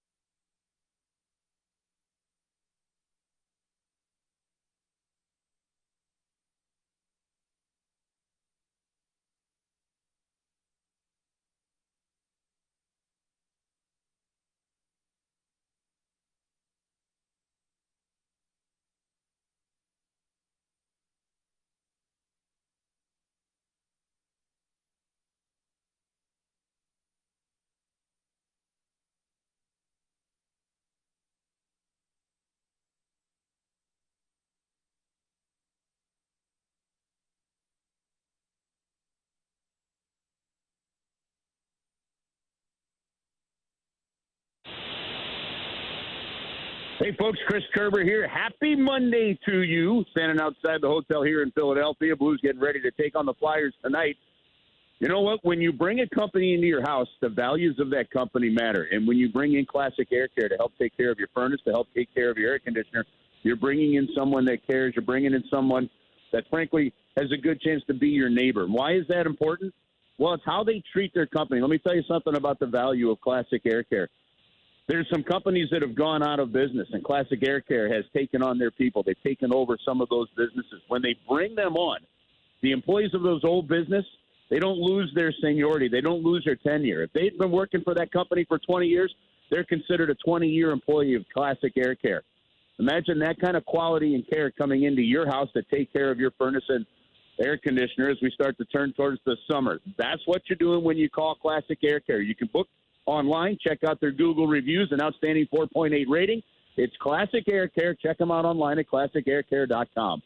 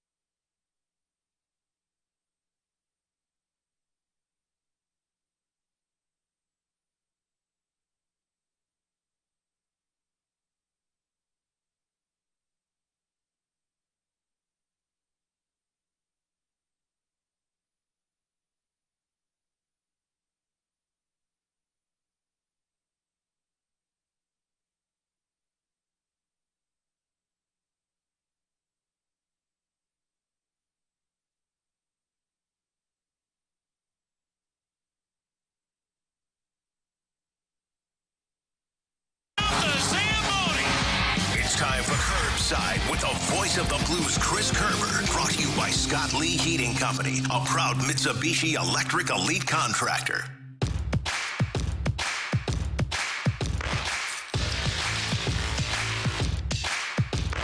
The Blues start a 5-game road trip in Philadelphia tonight. 5 o'clock pregame and a 6 o'clock faceoff here on 101 ESPN. The Predators have now won 8 in a row, and they lead the Blues by 7 points in the final wild card spot. For the final wild card spot, both the Predators and the Kings with 72 points. The Blues start tonight's action with 65. The voice of the Blues here on 101 ESPN, Chris Kerber, joins us as he does every Monday morning from Philly. Good morning, sir. How are you? Randy, I'm good. I'm standing outside of the hotel as the team bus is getting ready to head to the rink this morning. I found what I thought was a good, quiet spot for you. And then apparently I found like the one guy working a chainsaw in downtown Philadelphia. So I've moved to a corner, and I'm pretty sure right about your next question, I'm going to get about 4 fire trucks and 2 police cars flying past me here. No doubt. And what's he using the chainsaw on? I have no idea. I'm looking up. I'm like, really? I'm in like the one area that's got like somebody planted a tree halfway up a building, right? One of those kind of things. That's wild. And you know what? I'm not making that up. That's actually a true story. So. Oh, man. This is a daunting trip. Back-to-backs tonight and tomorrow night. Tomorrow the Blues are on the island. And then Thursday at New Jersey. And then back-to-backs on, well, not back-to-back, but Friday and Saturday and Monday against the Rangers and the Bruins. And first of all, I'll reiterate, the Blues 7 points out of that last wild card spot. What do you hope to get out of this 5-game trek? To be honest with you, I don't even know how to answer that question. 500 isn't going to be good enough, and yet in a normal situation, if I told you, in a normal situation, this would end up a 500 road trip would actually be pretty good for you, considering this road trip. So, for me, you've got 5 games. If you're going to stay in the thick of this thing and you're going to have a legit shot, that's easily a 3-2, if not has to be a 4-1 road trip. Mm-hmm. And I don't know how likely that is, to be honest with you. The thing is about this team all season long is every single night you've gone to the rink and you just don't know what you're going to see. So, I don't know how to describe to you what team is going to show up tonight because I have no idea. And that's the inconsistency that's really plagued this team. Now, .500 hockey probably doesn't get it done. You've got to start looking at the schedule of the LA Kings a little bit. The Blues are tied with them. The Nashville Predators have an easy schedule, but they've just gone on one of those kind of tears to give themselves the cushion, and they've made it very difficult on the Blues. Well, Kerbs, first of all, I'm glad that we talked about this last week, but this week we have good things to talk about with the Blues beating the Wild. So that's good that we were able to have this going on. And you were talking about things that you do like to see from the Blues. I think Jake Neighbors, with everything he's been able to do this season, it's been a surprise to see him reach 20 goals, but I also don't think it's a coincidence, right, that he has been able to really help improve the Blues power play. You know what? Alex asked me about surprises in the last postgame show, and I told him that, I think if there's one thing that you're surprised out of anything this year, but you're really happy with, it's the consistency of Jake Neighbors. And I don't know that anybody expected him to get to 20 goals, although I think you knew that it was possible in his game. But the thing is, Brooke, is every night he's brought a consistent effort. Like, he really has been one of the most consistent forwards night in, night out. Every single game. That's the kind of effort you would expect out of some of your other top players. And I think he's brought it. So he's been a positive. And the power play, it's just, this hasn't changed since, the dawn of the game, and that's go to the front of the net. And for whatever reason, they weren't doing it before. They put Jake in front of it, and kaboom, he's just picking up the garbage and throwing it down. So, go to the front of the net, good things happen. And, I think if we went back and put a microphone in front of Toe Blake, he'd tell us that. Yeah, no doubt about it. So, Kerbs, as we head towards the trade deadline, what's the vibe around the team? You're around the team every day, and players are very good about compartmentalizing, but what's the vibe around this particular dressing room right now? Yeah, you know what? I think it's kind of the same that you see just about every trade deadline, Randy, where you're like, okay, what's going to happen? And there's a difference in a team that is, like the Blues were back in, 19, 20, and 21, where you're thinking, okay, do you add to the team? This is really, what do you do? I don't know that you've got a whole lot of players that people are eager to add, so I don't know how much chatter there's been along those kind of lines. And then if you're Doug Armstrong, you're like, hey, what do you do? Do you move a guy for a 4th or a 5th round pick just to clear some space? Maybe, what message are you sending? You're still in it, but are you? That kind of stuff. It's a different trade deadline from that sense because, last year the team was a little further out of it than they are, and you knew that you had pieces that everybody wanted. This year, I don't know that it's the case. The pieces that people want are pieces that you might want to keep. So we'll see how it goes, but there's that typical kind of quiet edge to it, if that makes sense. Mm-hmm. Kerbs, this has been an interesting season with the Blues, with Drew Bannister taking over, and got off to the great start, and it has been kind of rocky. Being on the inside there. What's the reaction been inside to Drew Bannister? Is he a guy that could be the long-term guy? Well, I think I got to think that Doug Armstrong is happy with Drew's willingness to bench guys. And by that, I mean hold guys accountable, not that, hey, I got a coach that's going to put you on the bench. I don't mean it quite like that. But, again, when the only way that you can hold players accountable, is their ice time, he's shown the willingness to do that. The team has played better under him. The team is probably right about where, you thought they would be, battling for a playoff spot. But the hard part, Randy, to be honest with you, is,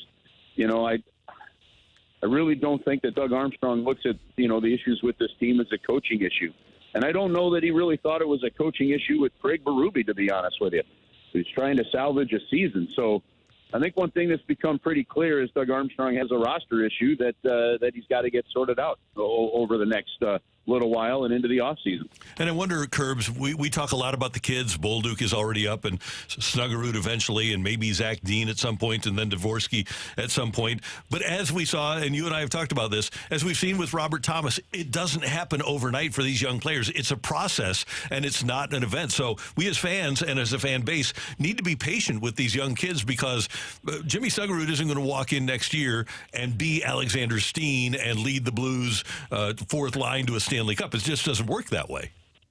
Randy, Robert Thomas won a Stanley Cup, his rookie year playing on a third line and not playing center. Mm-hmm. You know, he was brought in eventually to be a center. He was drafted as a center. That was 6 seasons ago that he broke into the National Hockey League, counting this year.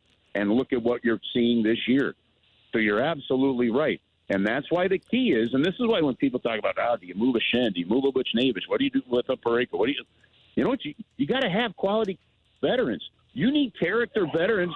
Told you, there it was. yeah, there it was. We got it. Good. Now I feel complete.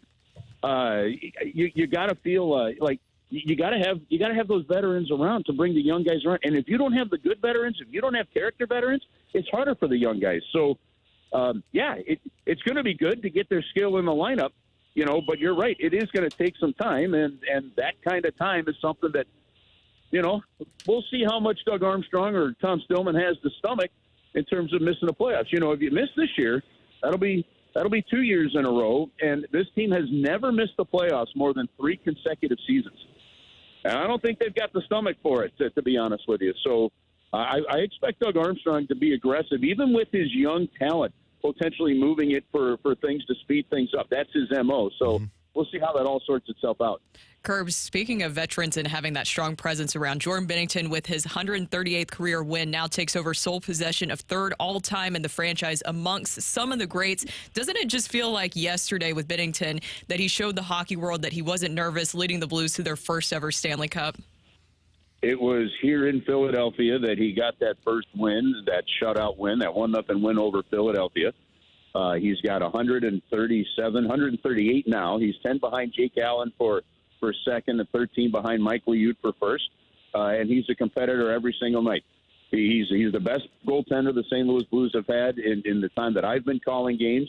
And at least, for me, just with his personal, battle, with his competitiveness, with his personality, he's moved right up there with Curtis Joseph for me as my all-time favorite Blues goalie. So love what he's doing, and he'll keep it going. Yep. Hey, Kerbs, one more thing. This trip will end a week from tonight in Boston. Boston just finished a streak, and they just lost a game in regulation. They just finished a streak where they went 2-1-5. They played 8 games, and 7 of them went to overtime. The 2 wins were in OT, and then... Hey, Randy, I hate to do this. I got to jump on the bus. All right, go get him, big boy. We'll be tuned in tonight. We'll see you later. Kerbs. But how about that, Brooke? 2-1-5. You had 8 games, and 7 of those games went to overtime. Wow, that is crazy. I'm interested to see how this goes. Well, of course, we know the Torrey Crew connection, but then you have the Montgomery connection as well. Yeah, and that's a week from tonight. Tonight, Philadelphia, and I would say, and I'm a reasonably optimistic guy, I would say things look bleak for the Blues in terms of making the playoffs. Oh, don't say that, Randy. 7 points behind with 22 to go. And Nashville and the Kings have been playing well. L.A. 7-3 in their last 10 and 8 in a row for the Predators. And by the way, the Blues are behind the Flames now, tied in points, but behind the Flames in the wild card race too. And the Flames have won 5 in a row. It's crazy how quickly this whole conversation has changed, because it was just quite literally a few weeks ago going into that Nashville game where they had a chance to really pull ahead, and you felt like they were going to against Nashville, and in the end they ended up losing. And it felt like since then they have been trying to just get their footing back. That's going to be the watershed game of the year. It is. That loss to Nashville, where they could have gone up by 6. Because then you have the Detroit game right after that, where they couldn't recover. It was just, it felt like things really turned after that game. And the Predators haven't lost since. No, they were in the midst of a losing streak, and they haven't lost since. Yeah. That's Brooke. I'm Randy. Coming up, we've got the fight, and we need a fighter. So you can text in 314-399-9646, 314-399 Yo-ho! your name and the word fight, and you can join us for the fight next on 101 ESPN.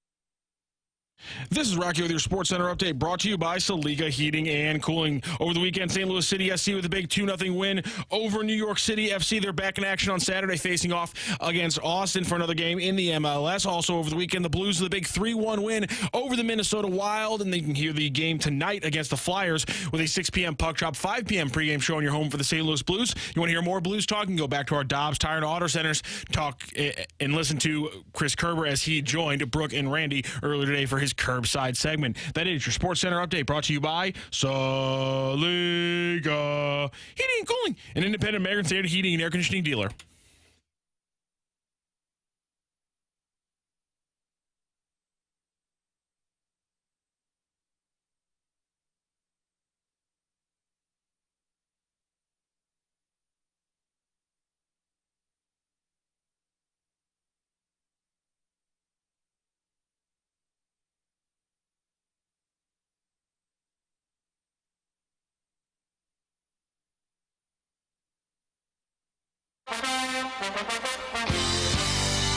Welcome back to the opening drive. Brooke, Randy, and Dan will be back here tomorrow, but we will have another Dan stepping in today for the fight.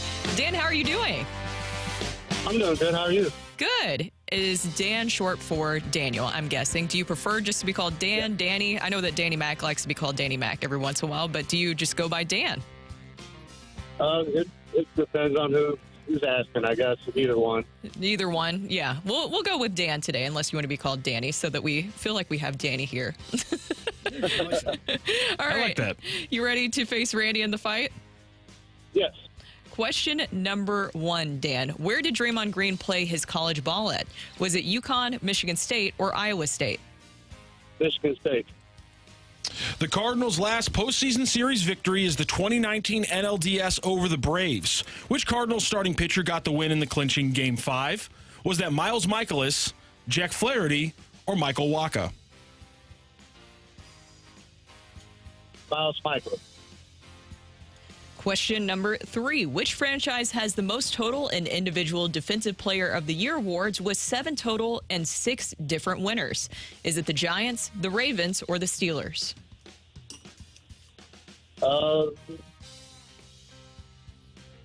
Steelers. All right, and which original eight pre-merger NFL franchise has never won an AP MVP, Defensive Player of the Year, or Offensive Player of the Year? Is that the Browns, the Cardinals, or the Eagles? Browns. All right, we will double check the score, and we will bring in Randy Kerber. Yes. Okay. How are you feeling, Dan? I'm feeling okay. I feel like I probably missed number 2. Number 2, that's the one. What is your sport that you feel like you do best at in trivia? Like football, baseball, basketball. Okay, so you got a little bit of everything. All right, And you didn't this say one? hockey?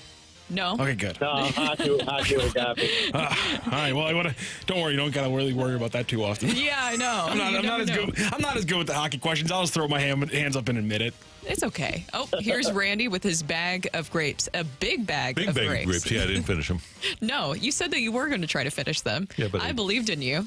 I was a failure. I was a failure. Sorry. You still have the rest of the show. It's okay. This isn't like a Reese's Bunny or anything. No. Now That's a Good Friday tradition. Or Girl Scout cookies. Yeah. Ooh. I could finish a whole box of That's those. a tradition I can get behind. Here's my thing. I could do like a whole box, not a sleeve. I could do a whole box of Samoas or Thin Mints in one period of hockey. So yours is Samoa's. That's your favorite. Dan, this is a very important question for you. What is your favorite Girl Scout cookie? I like the tag-alongs. Ooh, Chocolate peanut those butter are one. good. Those are really good. Those Yep. are really good. Good call. By the way, Randy, say hi to Dan. Dan, good morning. How you doing? I'm doing good. How are you? Doing well. Thanks for listening. Thanks for playing. All right, let's get started with question number 1, Randy. Where did Draymond Green play his college ball at? He was a Spartan of Michigan State. Happy birthday to Draymond, by the way. Just watch out for him. When he feels like it's his day, just, keep your hands in front of your body. Yeah, you get a kick out of him. Exactly. The Cardinals' last postseason series victory is the 2019 NLDS over the Braves. Which Cardinals starting pitcher got the win in the clinching Game 5? That would have been Jack Flaherty. Remember, a lot of people thought that the Cardinals should have taken Flaherty out when they scored 11 in the first, and then they left him in there. So Jack Flaherty. The good old Irish. Mm-hmm. Now we got Riley O'Brien. Riley O'Brien. Yep. Just in time for St. Riley Patty's O'Brien. Day. Question number 3, Randy. Which franchise has the most total and individual Defensive Player of the Year awards with 7 total and 6 different winners? 6 different winners. DPOY.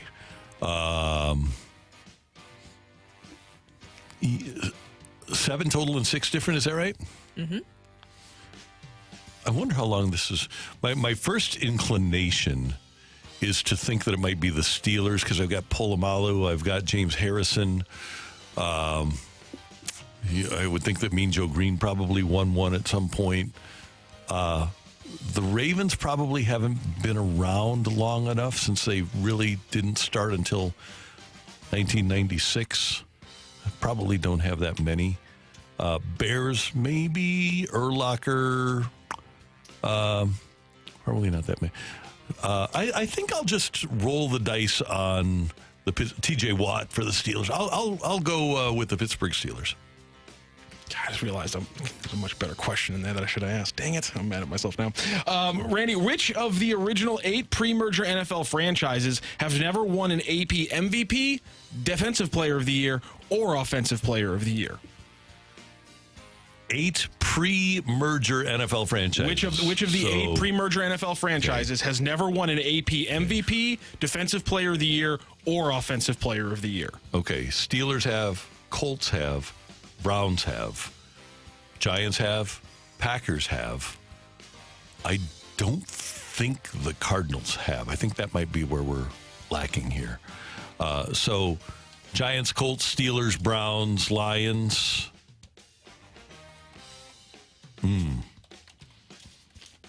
Well, the Lions have had an MVP. They have Barry Sanders. Okay, so I'm going to go with the Cardinals. I don't recall the Cardinals having a Defensive Player of the Year or an MVP. All right, starting off the week, does Randy Carricker get a win, or does Dan? We thought there would be no Dan on a Monday, but we get a surprise Dan, and does he come in with a victory on this Monday? Ring that bell. Go crazy, folks! Go crazy! The winner and still champion of the fight, Randy Carricker.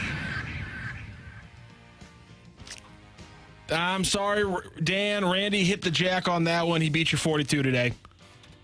Okay, well, have a good day.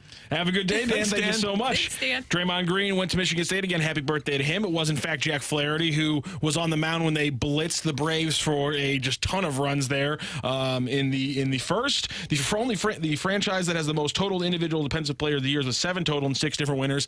My trivia question that I just thought of that should have been this. And I'm going to use it now just because it would be unfair to use it soon, so I'm going to use it in 4 months. But I'm going to tell everybody right now, so lock it away. Who's the only Steeler to win multiple Defensive Players of the Year? TJ Watt. It is actually Mean Joe Green. Oh, really? Mean Joe Green has 2. TJ, because Myles Garrett has won a bunch of Defensive Player of the Years the last couple years over TJ Watt. Mean Joe Green has 2. Mel Blount, Rod Woodson, Jack Lambert, James Harrison, Troy Polamalu, TJ Watt.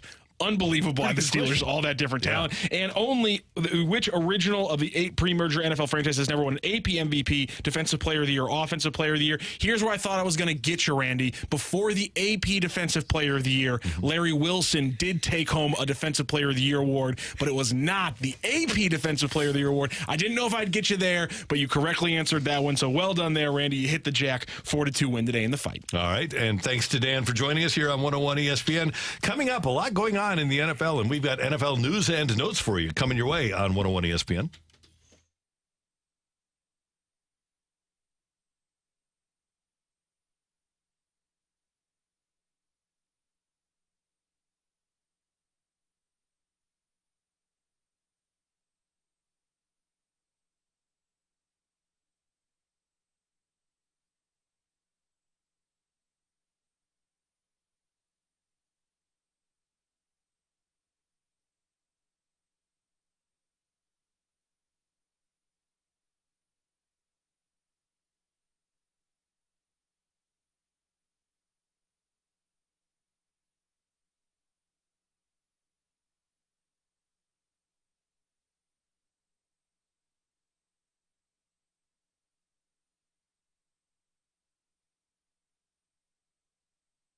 Hey, guys, if you're not feeling as well as you think you should, it might be an issue of low T. If you are fatigued, you aren't feeling as well as you used to, maybe you just are more anxious, maybe you're more irritable than you used to be, there's a breakthrough treatment to help you regain normal function and restore your ability to perform normally at all levels. It comes from Mentality at lowtusa.com. Mentality has 2 great locations in the St. Louis metro area and in South County and in Chesterfield, and they're going to help you out. They've got a great group of doctors and nurses that are going to find out where your testosterone level is and then get it back to where it was in your 20s. And your primary doctor might say, hey, here's the deal. You are in the normal level for testosterone. But that normal level is really a wide level. And Mentality is going to get you back to the upper level, the upper part of the normal level, so that you have testosterone that you had like you were in your 20s. And you do have more physical stamina to walk 18 holes of golf or get through that workout.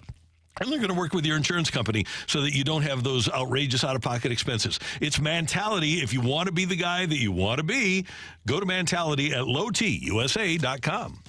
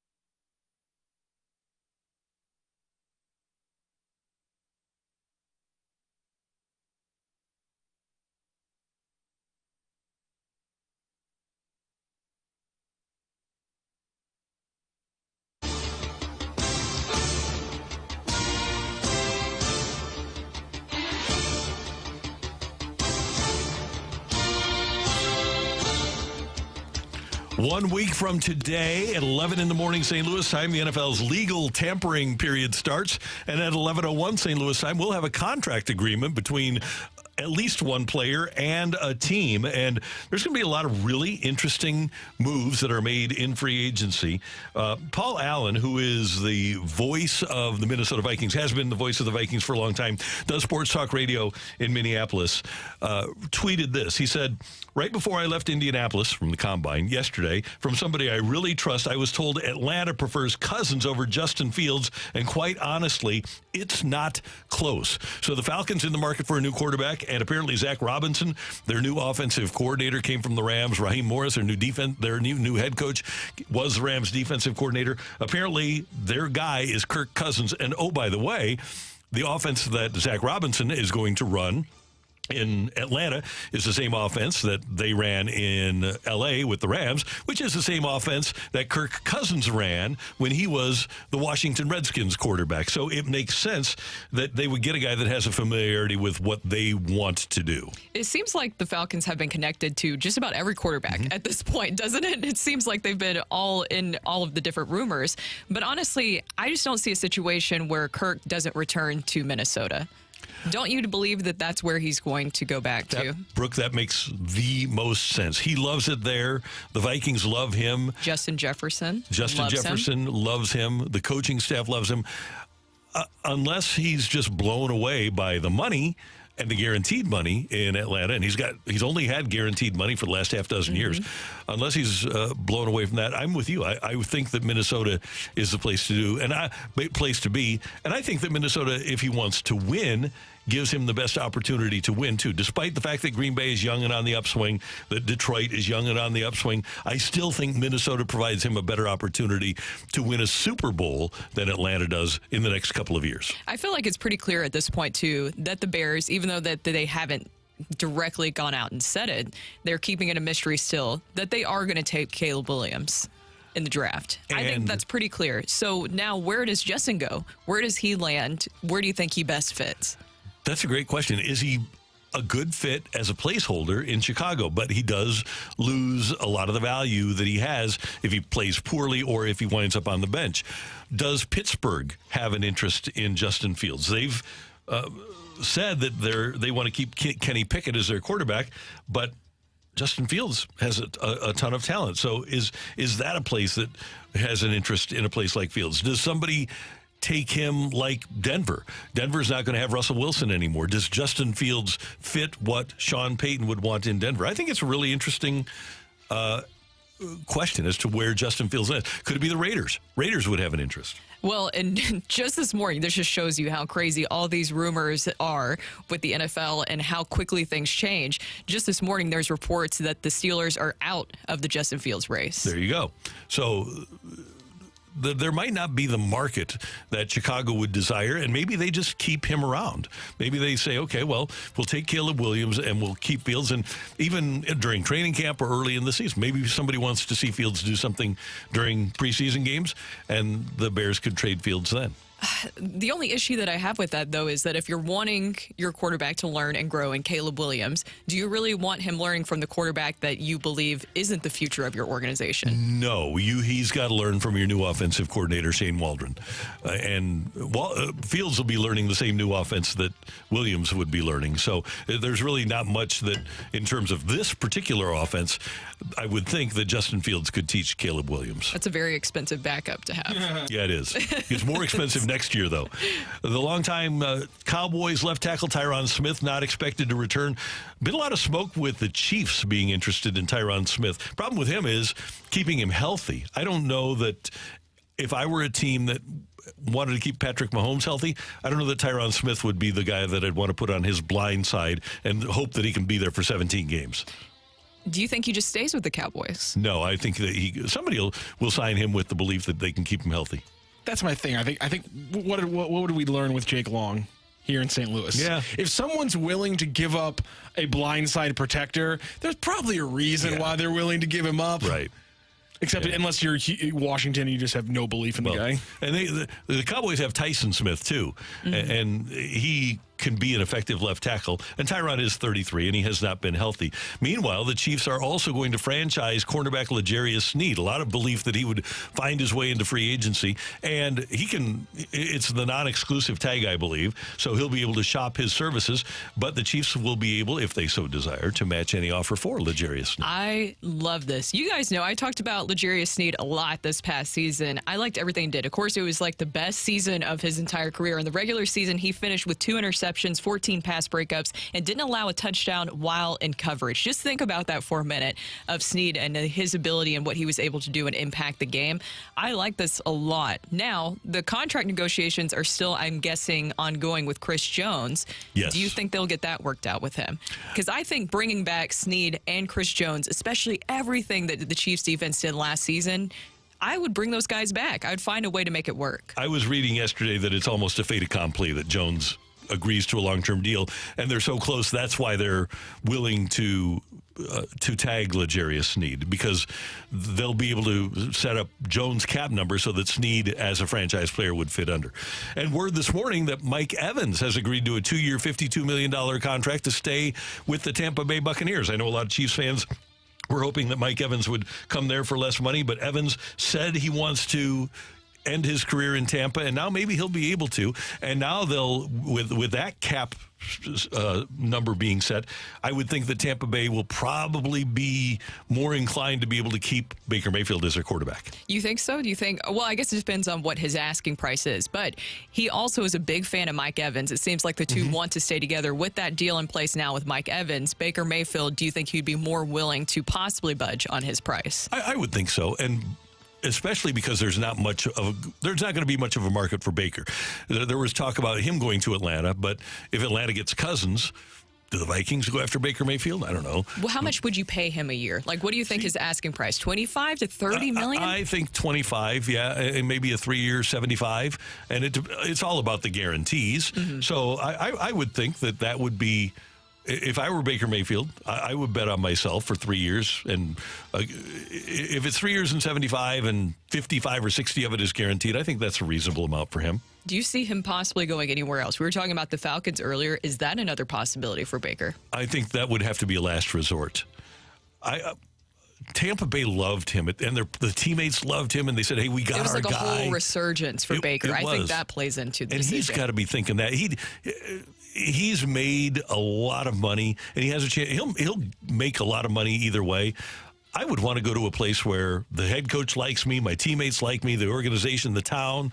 I don't know that he's going to find a better spot. I don't think Baker Mayfield will find a better spot than Tampa Bay. We do have a little inside Falcons in Anthony Stalter, and on Friday, this news was starting to hit the Atlanta area. These three names, Baker, Kirk, and Fields. So I wanted to get his thoughts on it, and he was like, I was switching from, he goes, I was listening to you guys, and then during breaks, I would switch to a station in Atlanta, and then I would throw up before I had to switch back to you guys because he is so mad about the conversation of Mayfield, Cousins, and Fields. He's furious as an Atlanta Falcons guy about that. This is the conversation. I think because he actually, probably like a lot of that city, wants a young quarterback that they can roll for the next 10 years on, and not just say let's pick the carcass of the Buccaneers or the Bears for a quarterback. Didn't they see what he did last season? It's the resurgence of Baker Mayfield. Or it's the best version of Baker Field. You're never going to see it again. But where do they draft? Atlanta, because I wonder if they would be able to draft a guy that can actually be more productive than Desmond Ridder. That's the question. Yep, it's 8. That's why 8th. So maybe they could, but it would be a guy that probably isn't. You wouldn't think is worth the 8th pick in the draft. Although Patrick Mahomes went 10th, but if the top 3 are gone, do you take a Knicks or Penix with the top 10 pick? I don't think you do. No. If Penix falls and you trade back into the first round to get him, I think that's what I'm feeling like. But I mean, if you got to give up a top 10 pick for Penix, I don't know about that. Yeah. A couple of other notes: Texas wide receiver Isaiah Worthy ran the fastest 40 in combine history at 4.21. It's interesting to look at the wide receivers that have run the fastest 40s in history. John Ross, remember his stellar NFL career. He had the fastest 40 in combine history before Worthy. So just because a guy runs a fast 40 doesn't mean that he's going to be a good NFL wide receiver. Eagles center Jason Kelce is going to make his announcement about his future today as to whether or not he's going to retire. What do you think? He's going to retire. I think he just wanted to do it on his own terms, where he's the one that's making the complete announcement. Yeah, probably. I think so. I think you're right. Okay, follow-up question for you. Does the tush push retire with Jason Kelce? Yes.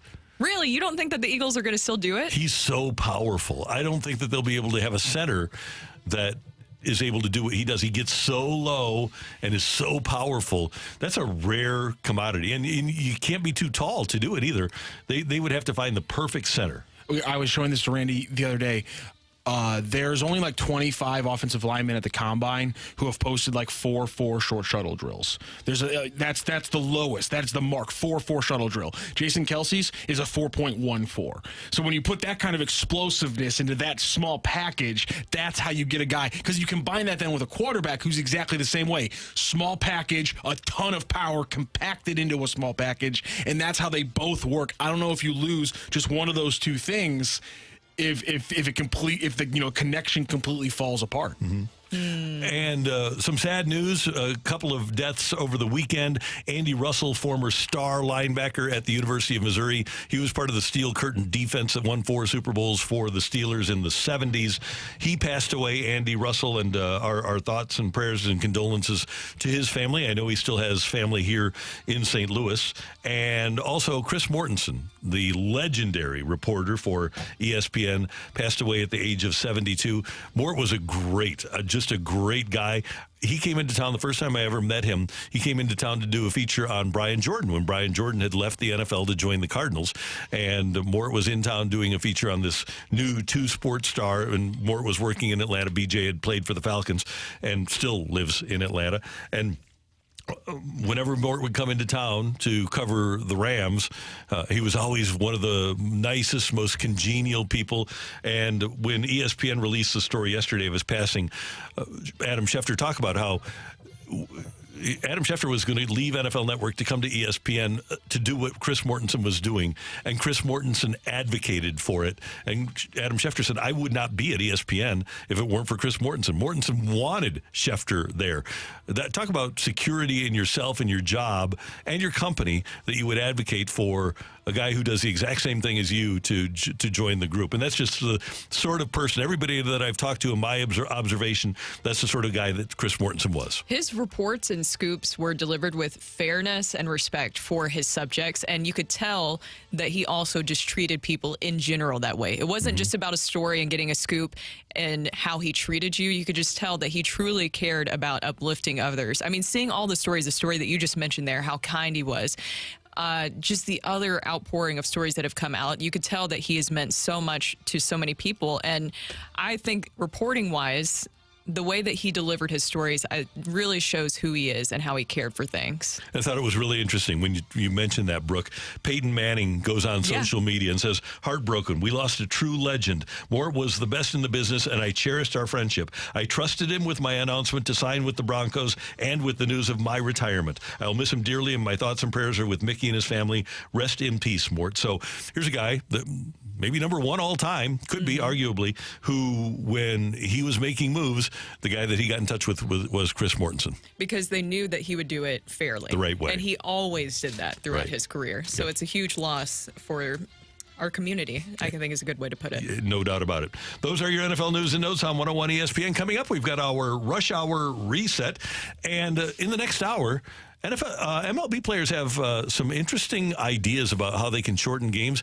But have they thought about it much? That's next on 101 ESPN.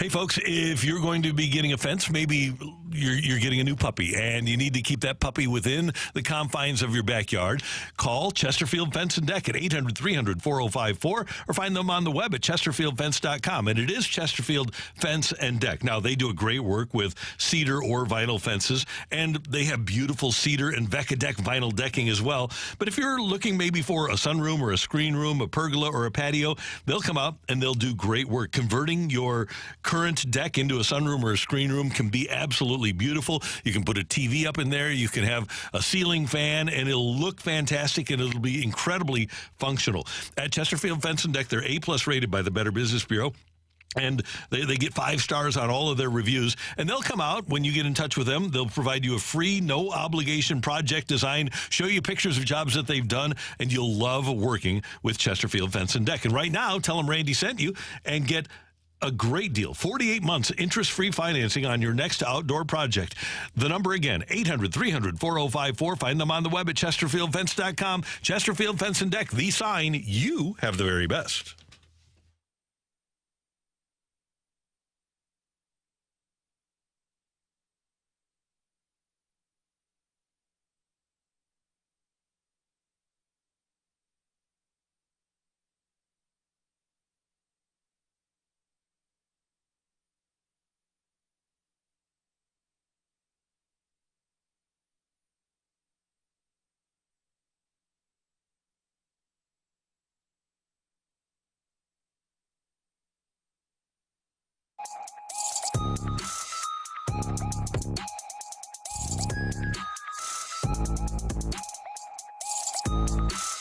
Sounds like it. It's 9:05 in St. Louis. Time check brought to you by Clarkson Jewelers, an officially licensed Rolex jeweler. Blues at Flyers tonight, 5 o'clock pregame, 6 o'clock faceoff here on 101 ESPN. Blues 7 points out of the wild card race in the National Hockey League's Western Conference. The Central Division is getting away from them, and now so is it appears, so is the wild card. Blues at Flyers tonight. It goes back to the Nashville game. It really does. Yeah, it does. They had a chance to go 6 up. I know. They had a chance to go 6 up. And then after that, and I was texting back and forth with somebody earlier where we were talking specifically about that Nashville game because it is all about momentum. And Nashville came away with the momentum after that, while the Blues were kind of scuffling a little bit, especially that Detroit game where you followed up with that performance. That just really dropped, I felt like, what you were hoping to see from them for the rest of the season. But then again, during this road trip, I don't know what you'll see from the Blues. Like Kerb said, they've been so like high and low. I don't know which version is the real version, which makes Army's job a lot harder on the decision he's going to have to make here soon with the trade deadline. Trade deadline is on Friday. St. Louis City SC, a 2-0 winner over New York City FC. The man of the match was Cillian Pompeo. He had a goal and an assist, including the first tally on the pitch for City SC. Sands gave it away.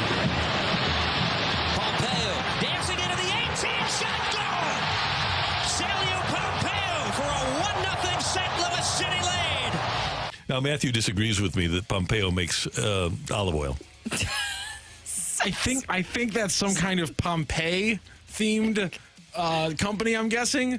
And he's Brazilian, not Italian. Oh. Huge so not difference. Pompei, Pompeo. Okay, yeah, they don't know what olive oil is down there. Well, no, That's they what he's definitely saying. know what it is, I'm sure. Who doesn't use olive oil? Come on now. Everybody uses olive But yes, oil. not Pompei, Pompeo. So this Pompeo. is Cilio Pompeo. Pompeian. So when he scores, I also feel like he has the perfect name where you could do like the how you do it. You do a long like how you do the do your goal impression. Okay. Goal. Ready? Yes. Now do Pompeo. Okay. Pompeo, go!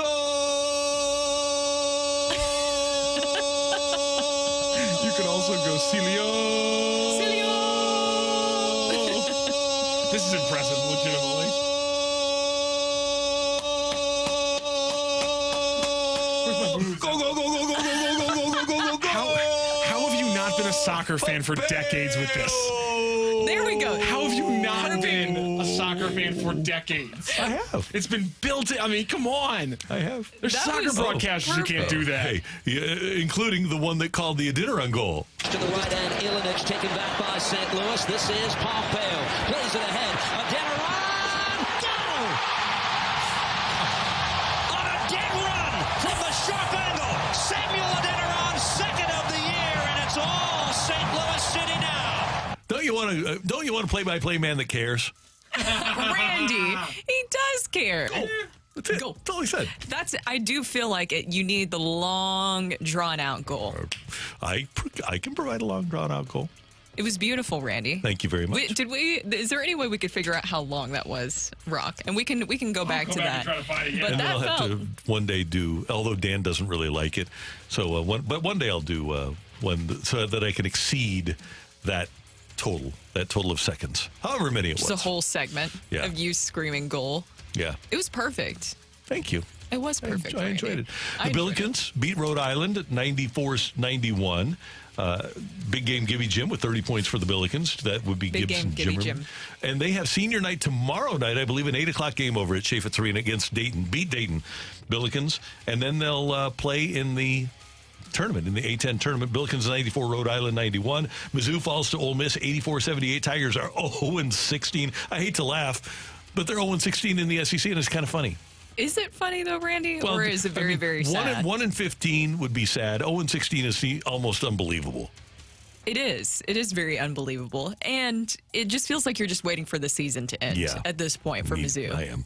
And 12th ranked Illinois, a winner over Wisconsin, 91-83. And the Valley Tournament starting on Thursday at Enterprise Center, 30th annual State Farm Missouri Valley Conference Tournament, and tickets are available at archmadness.com.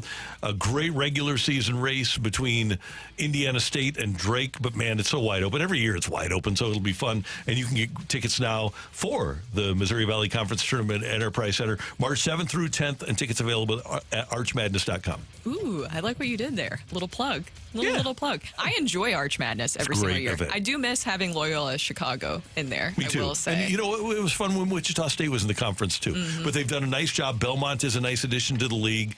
They've done a really good job of being able to maintain their competitive level in the Valley. And it's interesting, Brooke, because as somebody who's watched that conference for a long time, and I enjoy it, it's kind of an old school look this year with the Valley. And when you look at the top, it's not new teams.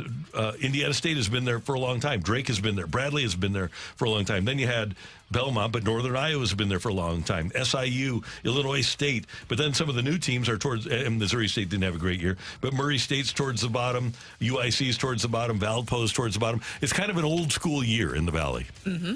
And it'll be fun. And by the way, it'll be fun to see one of those up-and-comers wind up being the champion. If you can get an SIU, everybody that is an SIU fan in town here, I'm sure would love to see the Salukis win the tournament.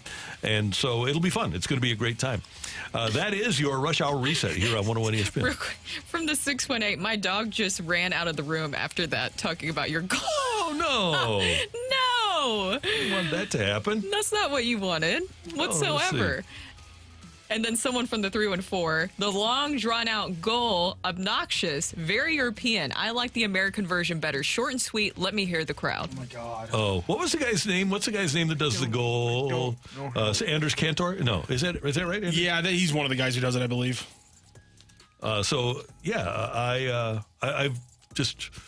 I've taken my cue from him, one of the all-time greats. I don't even know. I don't actually think it's European. I think it's... He's Argentinian. Yeah, I think it's South American. I don't think the long drawn out goal is European at all. Like, no. I think that's more of a Liga MX. You know, in Mexico is probably where it got popular in the United States, or stereotypically popular in the United States, and then South America. Yeah, that's not a European thing. Come on, Anders Cantor from Buenos Aires. Ooh.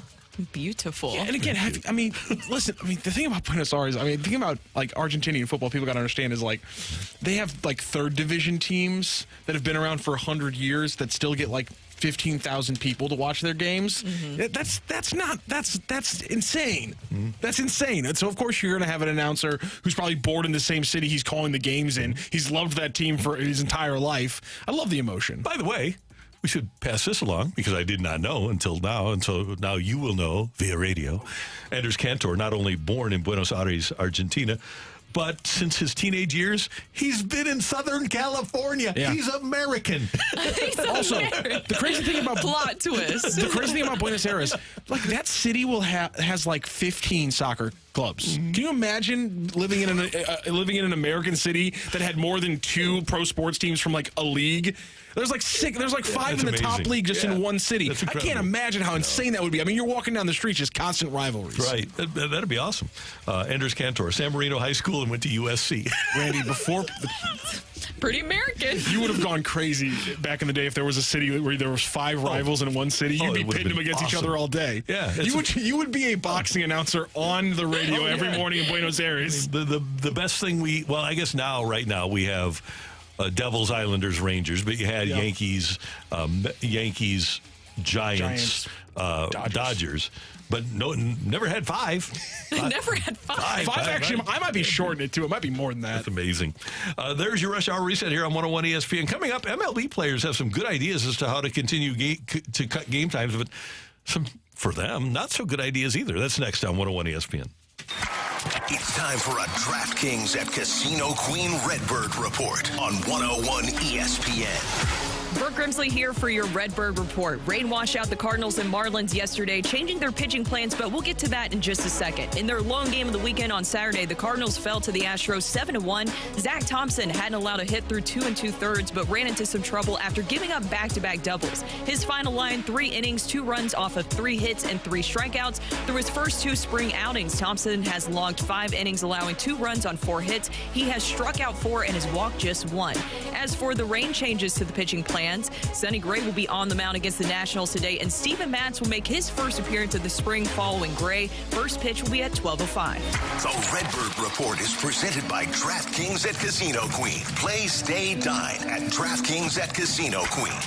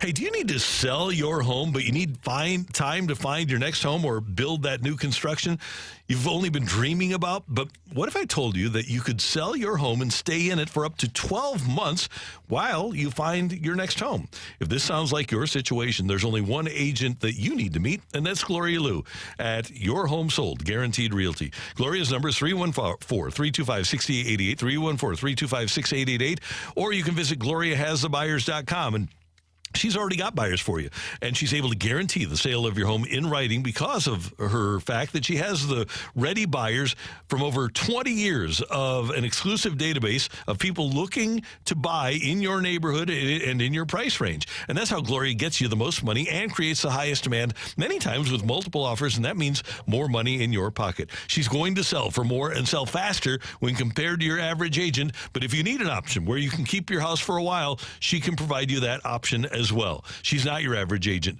Gloria is St. Louis' local real estate authority with over 20 years of experience. Find her now on the web at GloriaHasTheBuyers.com or call 314-325-6888. It's Gloria Liu.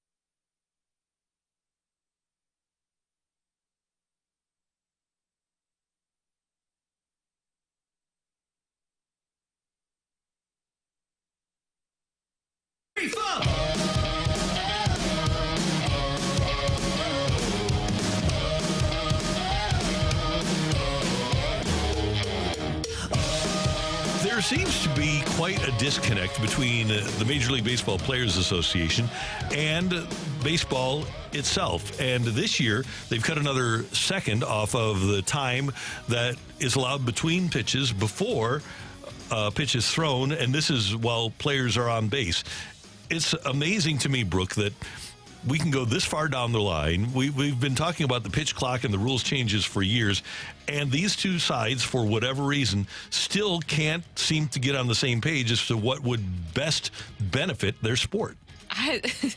This article was very eye-opening in a lot of ways because Tony Clark, of course, represents the Players Association. So I saw that some people were commenting, well, you know, what do the players actually feel about this? He's representing how the players feel about this. So everything that he's saying in there is very intriguing because with the pitch clock, to me, I thought that it made a lot of sense. And I like the addition of it because it's not about the time of the games. Even though we've talked about that a lot, how it has reduced it. It's shaved off like maybe, 20 to 30 minutes a game that we saw last season.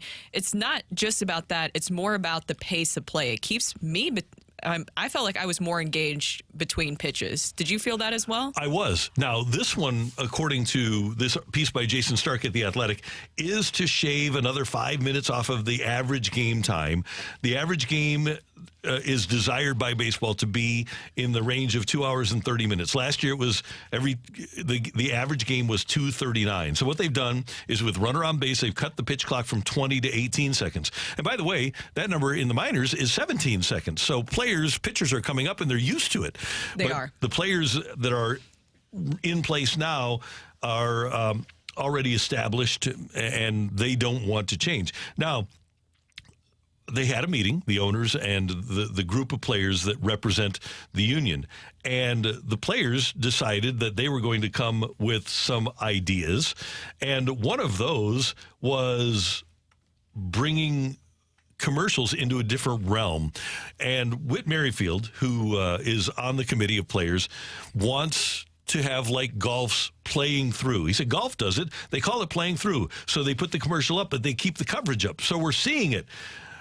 So what he wants to do is take less money, I would think, for commercials because a playing through spot isn't going to generate as much as a solo spot. He wants to cut out independent standalone commercials and have the playing through spots, which to me is going to cut back on the revenue that's generated by the TV producers, which would mean less money for the teams, which ultimately is going to mean less money for the players. Doesn't that seem logical to you that if there are fewer commercials, fewer dollars coming into ownership, fewer dollars to pay to players, doesn't that seem logical? That's what's confusing to me is when I saw that less commercials, fewer commercials, I was like, did somebody explain to the players and the Players Association that commercials are a big part of the revenue that you are bringing in, and it's essential to that? If you want those big contracts, commercials really help with that.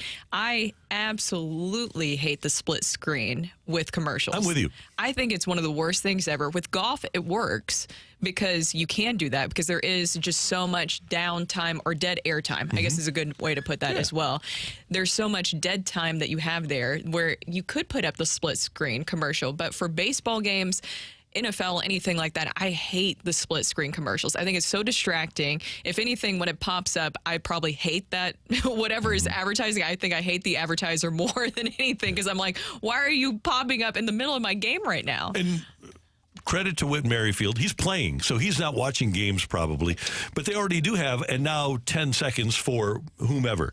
And so those little 10-second spots are already in there. And Major League Baseball is squeezing as much as they can out of this so that they can pay the players. So I don't know if Whit Merrifield is really aware of how televising and advertising works, but I don't think that that's a great way to try to shorten the game, to take out spots every half inning. No. So here's another question for you. Say that if we are talking about finding different ways to bring in revenue without compromising certain things, what would you rather have? Would you rather have more patches on the players? We're talking about the uniform patches, or more advertisements, split screen advertisements? If you had to choose between the two in order to some way get some of that revenue in, which one would you choose? If the Cardinals have a Stiefel patch on one sleeve and a McDonald's patch on the other, I don't care. I know people are outraged over the fact that there are patches on baseball jerseys now, But there have been Nike logos on jerseys for years, and they haven't complained about them, or they did, and then the complaint went away. I would much rather see another patch on another sleeve than a split screen. I want to watch the game, and I know we've all got big TVs now, and you can see the game even with a split screen, but I don't want to watch the game in a split screen. There's a reason that I have my big TV, and it's because I want to get the ballpark experience, Brooke. And so I don't want the split screen at all. How about you? No, I absolutely hate the split screen. So I would take a couple more patches on the players. At this point, I didn't think I would notice it as much as there's times that I have noticed it. Who is the team that has Oxy on their patch? Oxycontin? I can't remember what it was. Is it Oxy the Royals have QT, which is it's a really that interesting. One, maybe that's it's what, notable because it's so bright red big. on the blue jersey, yeah. and it's but big. Yeah. At the end of the day, it's not super egregious where I'm like, that is completely distracting. It's the only thing I can look at. I'll be honest with you. After looking at this article and some of the suggestions, about the only one that I agreed with the players and the Players Association was tightening up replay dead time. Agree, 100%. I think it makes so much sense because I just like the idea of it because the replay, I have no idea why they wouldn't implement that in the first place. No more replays to see if the runner that slid into third lifted his hand for a fraction of a millisecond. I think that it wastes so much time because, in my opinion, replays in general are meant to really help with egregious missed plays, or not missed plays, missed calls, I guess is what you would say. And the players' argument is, hey, why should we stop play? Why not, with less than 2 out, just allow play to continue, and then if before the next pitch is thrown, the opposition wants to challenge, fine. But if the next pitch is thrown, then there's no more opportunity to challenge. Just like if an NFL team gets off the next snap, if they rush to the line of scrimmage and get it off before the other team can throw a flag, then there is no way to challenge. I like that idea. And then Merrifield suggested just 15 seconds.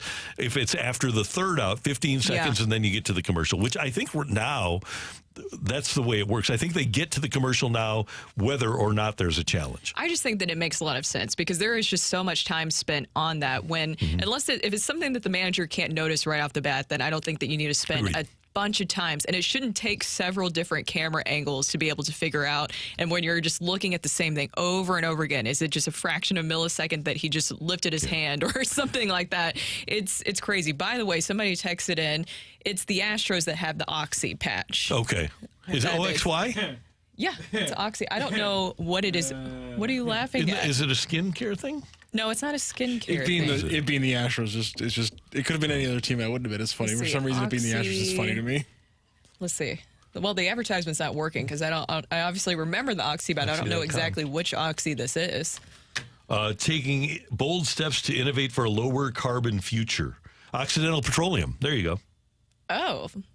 That makes sense then. It's Houston doing petroleum my stuff. first thought was OxyClean. That was literally my first thought. Mine was even worse. That was I was going to say, Randy, not my first thought. No, mine either. Nope. So we should point out here that the players were summarily dismissed with their any suggestions they had, and they were bum rushed by Major League Baseball, and baseball said, this is the way we're going to do it, and we'll listen to you for 10 seconds, but then pat them on the head and say, go out and play ball, kids. Go out and play. Yeah. I think that for the most part, I thought all the rule changes really helped the game, honestly. And I think that shows that there should be more progress. I like also the idea of what Rob Manfred has brought up, also of adding possibly some more teams here in the future and awarding that. I'll be interested to see how that works out. But I think the biggest thing I would hope that they would focus on is figuring out the blackouts and making sure there's a very seamless transition over to streaming, because streaming's the way, whether we all like it or not, streaming the way that it's going to go. Now let's make it more accessible for everybody, no matter where you are. 100% agree, and that will generate more money for the players. That's the one they should be pushing for, is let's get rid of the blackout so that more people will find it reasonable to buy MLB.TV, and then we can partake of those funds. Exactly. I wish that would be more of the focus of the conversation. That's Brooke. I'm Randy, and coming up on 101 ESPN, the NHL trade deadline is Friday. There are tons of rumors as we head towards that deadline. We'll get to that next on 101 ESPN.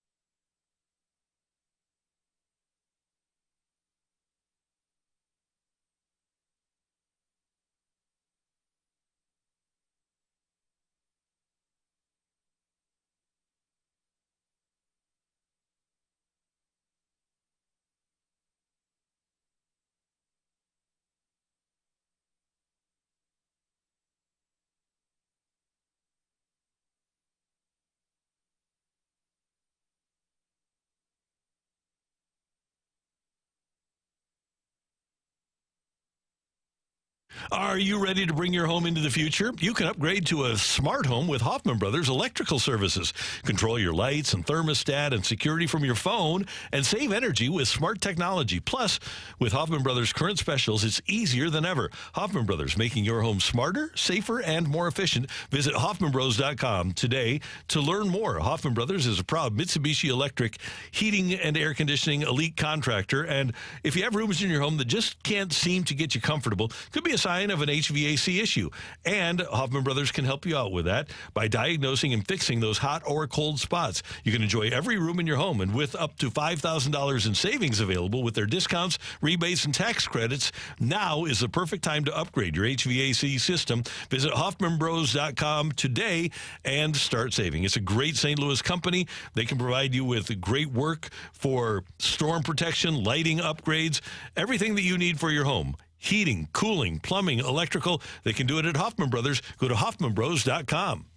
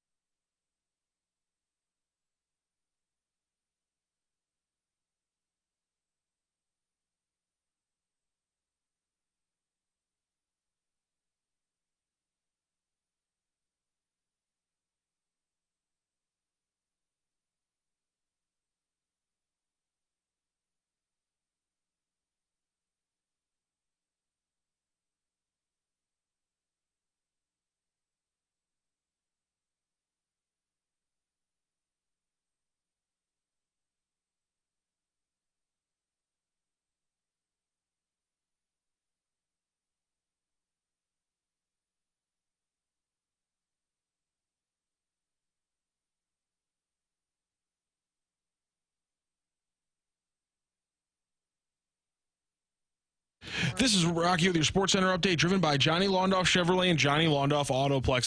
The St. Louis City SC over the weekend, with a big win over New York City FC 2-0. They'll face off against Austin FC coming up this weekend on the MLS schedule.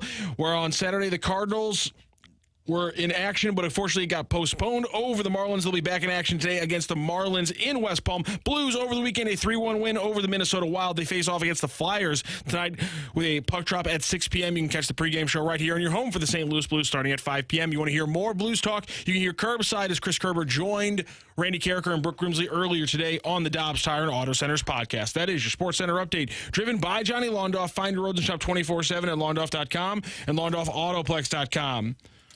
Are you kidding me? On 101 ESPN, brought to you by Sumner One.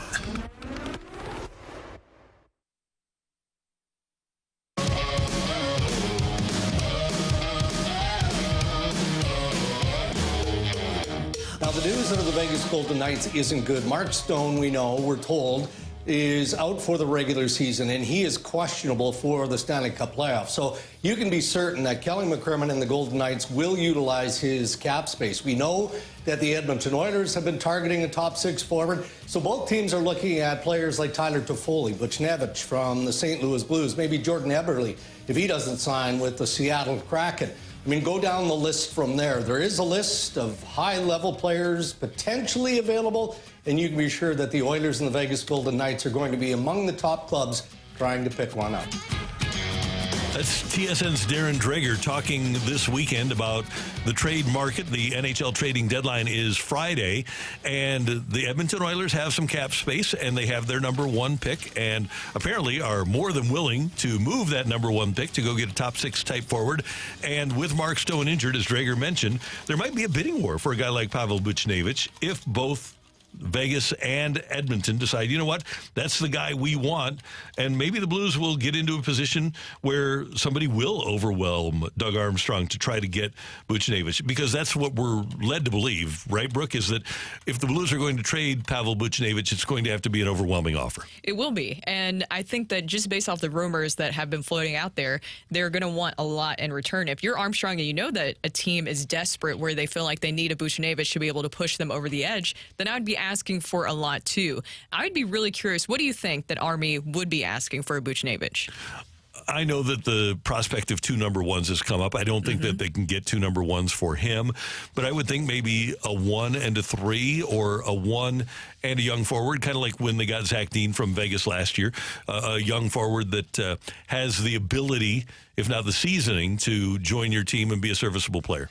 I think that it's a tough position to be in, because do you think that you would be able to keep Buchnevich long term? This is something that Army has to kind of keep in the balance and in the back of his mind is, what is the plan for Buchnevich moving forward? Do you just try to keep him around for another year and hope that he can kind of help with the presence of Jimmy Snuggerud coming in, that you can help build up Snuggerud, give him a little bit more time?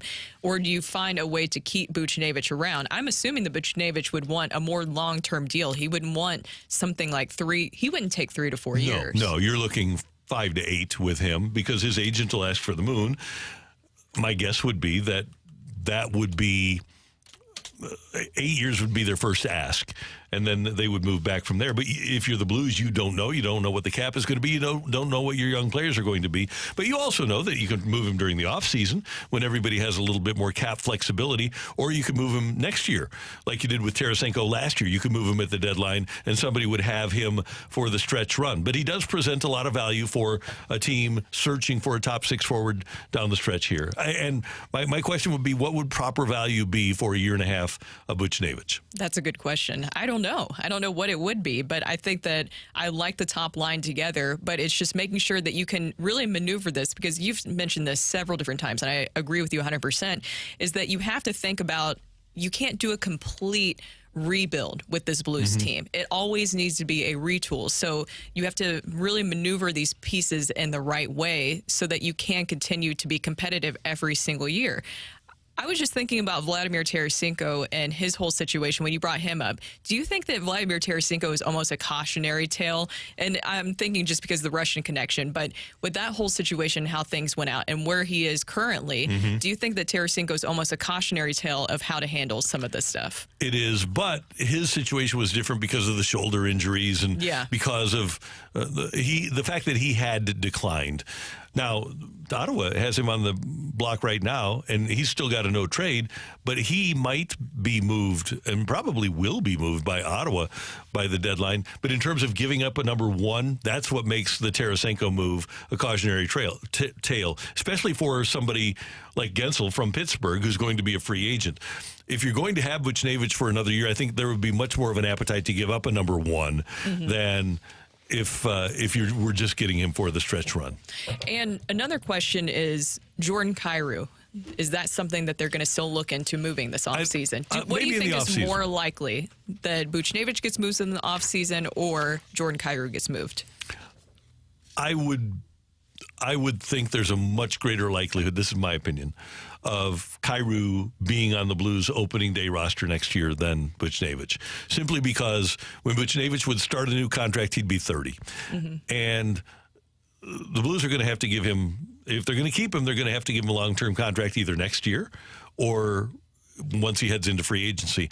And I just don't see them doing that for a guy that's going to be 30 plus. No. And they've already got Kyrou under contract, and perhaps there will be teams out there that'll take on the Kyrou contract. But after this season, and I get that he's had 2 really good seasons offensively leading up to this one.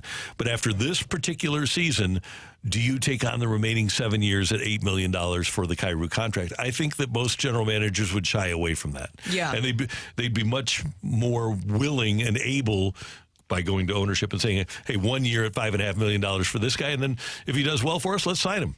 You're going to have a lot of turnover going to next season, which in some cases is going to be good because some of the guys on the 1 year deals that we're seeing currently are not performing in the way that you would like. Kasperi Kapanen, what happens with him? What do you think is the situation there? You're not going to be able to get anything for him in a trade. No. Sammy Blais, another 1 year deal that will be ending at this season. And then you have Oscar Sundqvist. I could actually see Sonny possibly staying with the Blues if you're able to work something out with him. He loves it here. He's a more than serviceable player. He's a really solid fourth-line energy guy. Coaches love him, so I absolutely would be. I'd actually be surprised if Oscar Sundqvist wasn't back with the Blues next year. And then Marco Scandella, is that another name that possibly gets moved? That's the one that I would be looking to move if I were the Blues, because I think somebody would be happy to have him for a fourth-round pick. And the Blues, one of the things the Blues have that is rare in hockey, they have a plethora of right-handed shooting defensemen. There was a game the other night, I think it was Toronto, played 6 left-handed shooting defensemen. Every one of their defensemen was a lefty shooter. So if you have Kessel, Falk, and Parayko, you've got those right-handed shooting guys. And then Perunovic, Krug, and you can move on from Scandella. You've got Leddy here too. So you can move on from a Scandella, get a fourth. He's a free agent after this year. He's a guy that could help somebody in the playoffs as a depth move. So say that you do move on from Buchnevich at the trade deadline. What does that signal to the team about what's happening moving forward in the future? Well, two things. Number one, you're not going to make the playoffs this year. And number two, that young guys have an opportunity. Take advantage of opportunities. Snuggerud, Bolduc, when he gets here, Dvorsky, you're going to have neighbors. Dean, yep. And neighbors will get even more minutes, more than the 15 that he's getting now. He might go up to an 18-minute guy. It'll present great opportunity for young players. And the players have earned being 7 points behind in the wild card race. Don't like it, play better. That's a slogan. That's for sure. It counts. Coming up here on 101 ESPN, what does the future hold for Cardinal left-hander Matthew Liberatore? That's coming your way here on 101 ESPN.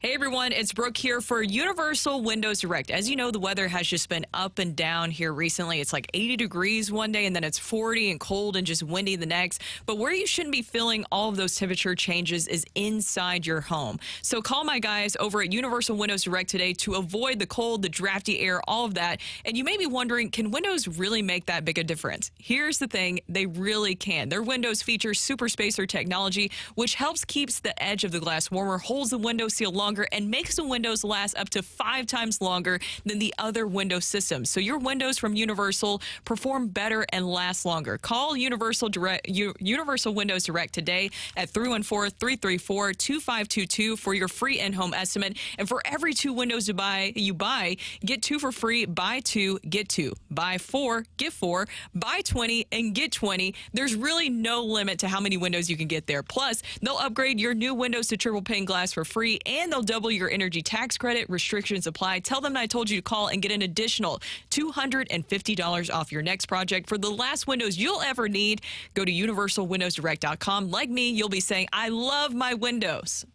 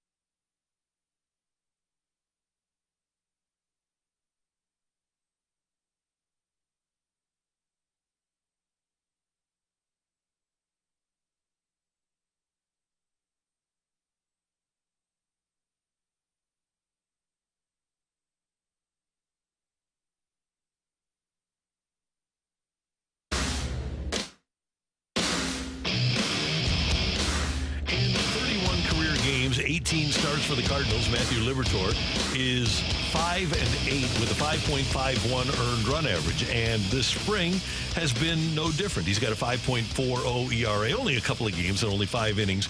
But there's only been a couple of moments in Matthew Liberatore's career, Brooke, where you've gone, wow, that's the guy that we gave up Randy Arozarena for. And here we are. He's 24 years old. He's in his 4th year in the organization. Throw out the COVID year. Throw out 2020 because he didn't get a chance to play. But now 21, 22, 23, this would be his 4th year.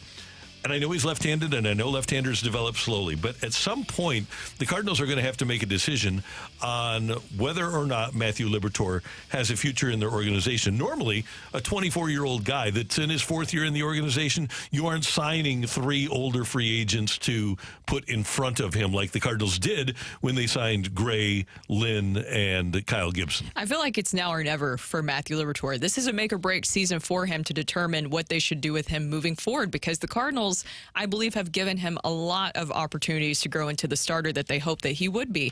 Now, you brought up his stats. You didn't you do that earlier? Yes. His stats last season. Now, coming out of the pen, he posted a 2.84 ERA. I think that if it doesn't work out for him, if you can put him in the bullpen, then that would be the best use for him. I honestly like Liberatore coming out of the pen, but now here's a huge opportunity in front of him. He's competing with Zach Thompson on possibly being in consideration for that 6th starter that we like to say. In air quotes, 6th starter, and we know could potentially be your 5th starter when there's an injury that will definitely happen at some point this season amongst the starters. Now, let me give you a comp here, because we talk about cautionary tales, and I know it might not be worth it for the Cardinals to go here, but Andrew Miller started his career with Detroit as a starter and had earned run averages of 6.10 in his first year, 5.63 in his second year. His age 23 season, 5.87 as a starter. His age 24 season, which is where Liberatore is now,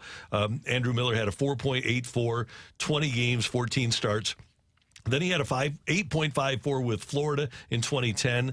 Boston, he had a 5.54. Then he got moved to the bullpen full time in his age 27 year, and he had a 3.35 ERA and was extremely effective out of the bullpen, and then became a really good relief pitcher for a long time in Major League Baseball, really until he got here. You look at what Andrew Miller did from his age 27 season on. When he got moved to the bullpen, earned run averages of 2.64 in 37 games, 2.02 in 73 games, 2.34 in 50 games, 1.35 in 23 games, and then 2.04 in 60, 1.45 in 70. He was awesome for a long time as a relief pitcher.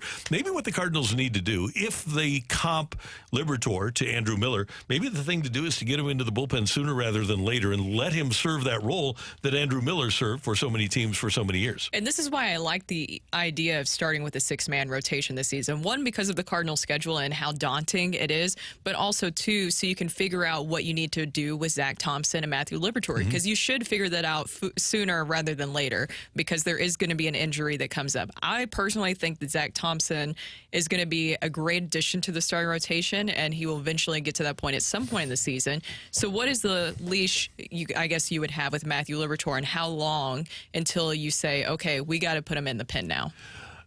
You know what I would look at, Brooke, and I know the Cardinals are sold on Romero, but then look at the rest of the left-handers.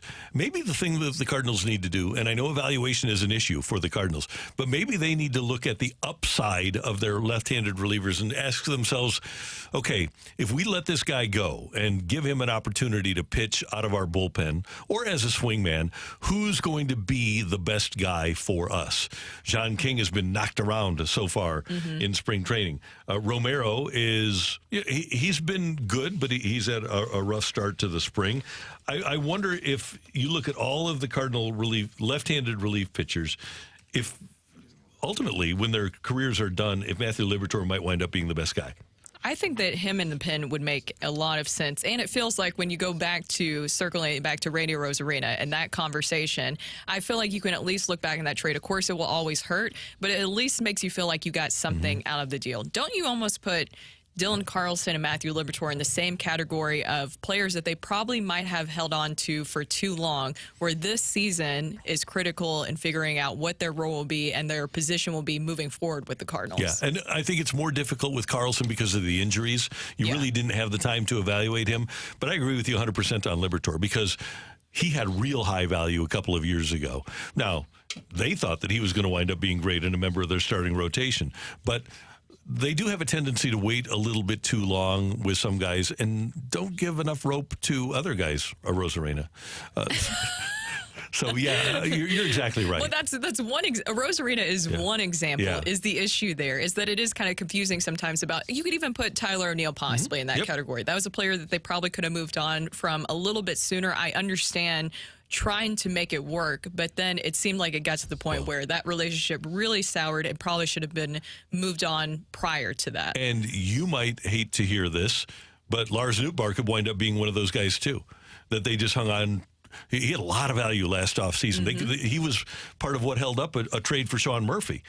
And if he doesn't wind up being a star, then that could really come back to haunt the Cardinals. It could. It really could. It would be another situation of an outfielder that you held on to possibly for too long there. So I feel like for Matthew Liberatore and Dylan Carlson especially, but even more so for Matthew Liberatore, I hope they identify which role works for him pretty early on. And by the way, he is not like how Jordan Hicks was, where he's saying, I want to be a starter, I want to do this, I want to do that. He has also said in recent reports that he is completely fine with whatever the role may be with the team. So, of course, they're giving him another chance as a starter, but it seems like he would be completely fine with moving to the bullpen. The build and the stuff is very similar to Andrew Miller. I like our comp there. I think that might not be a bad move on the part of the Cardinals. Meanwhile, Steven Matz gets the start today.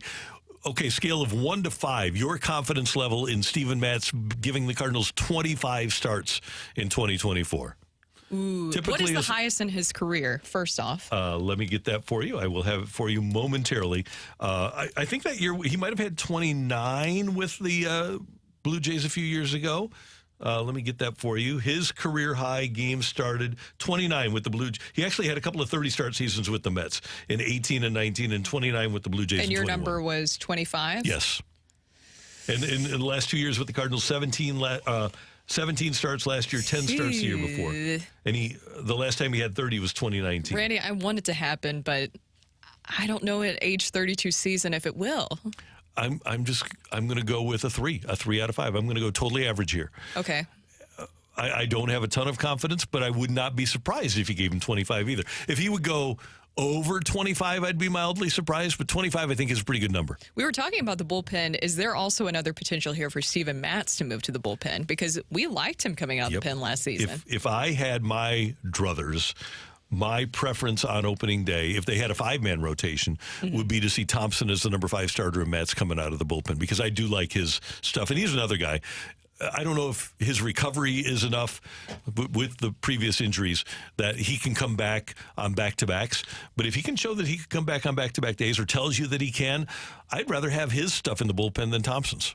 I think I might too. I think it would make a lot of sense for that to happen. I'm just trying to figure out all the different situations that you would have to see this season for it to play out to where you would see Matz in the bullpen. I don't think, even though they did pay Andrew Miller $11 million a year to be a lefty reliever, I don't think the Cardinals have it within their ego.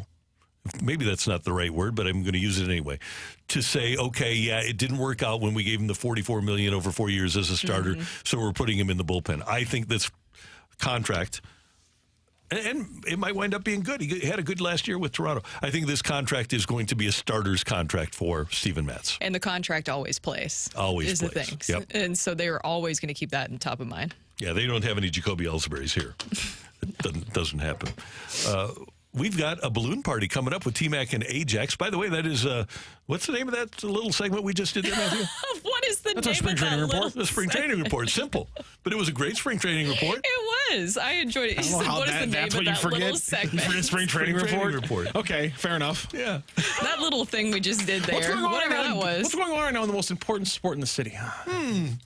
Spring training. We're getting ready for Austin. We're getting ready for Austin. We're on to Austin. You know what? Someone's going to take this audio and be like, see, they hate soccer. No. Because I called St. Louis the most important sport going, because I called the Cardinals the most important sport going on right now. That was my bad. Yeah, but then I corrected you, didn't I? You did. Good job, Randy. You're welcome. I'm so proud of you. Yeah. We're going to make you a soccer fan yet. So we've got a balloon. I just said our most important sport in the city. What more do you want?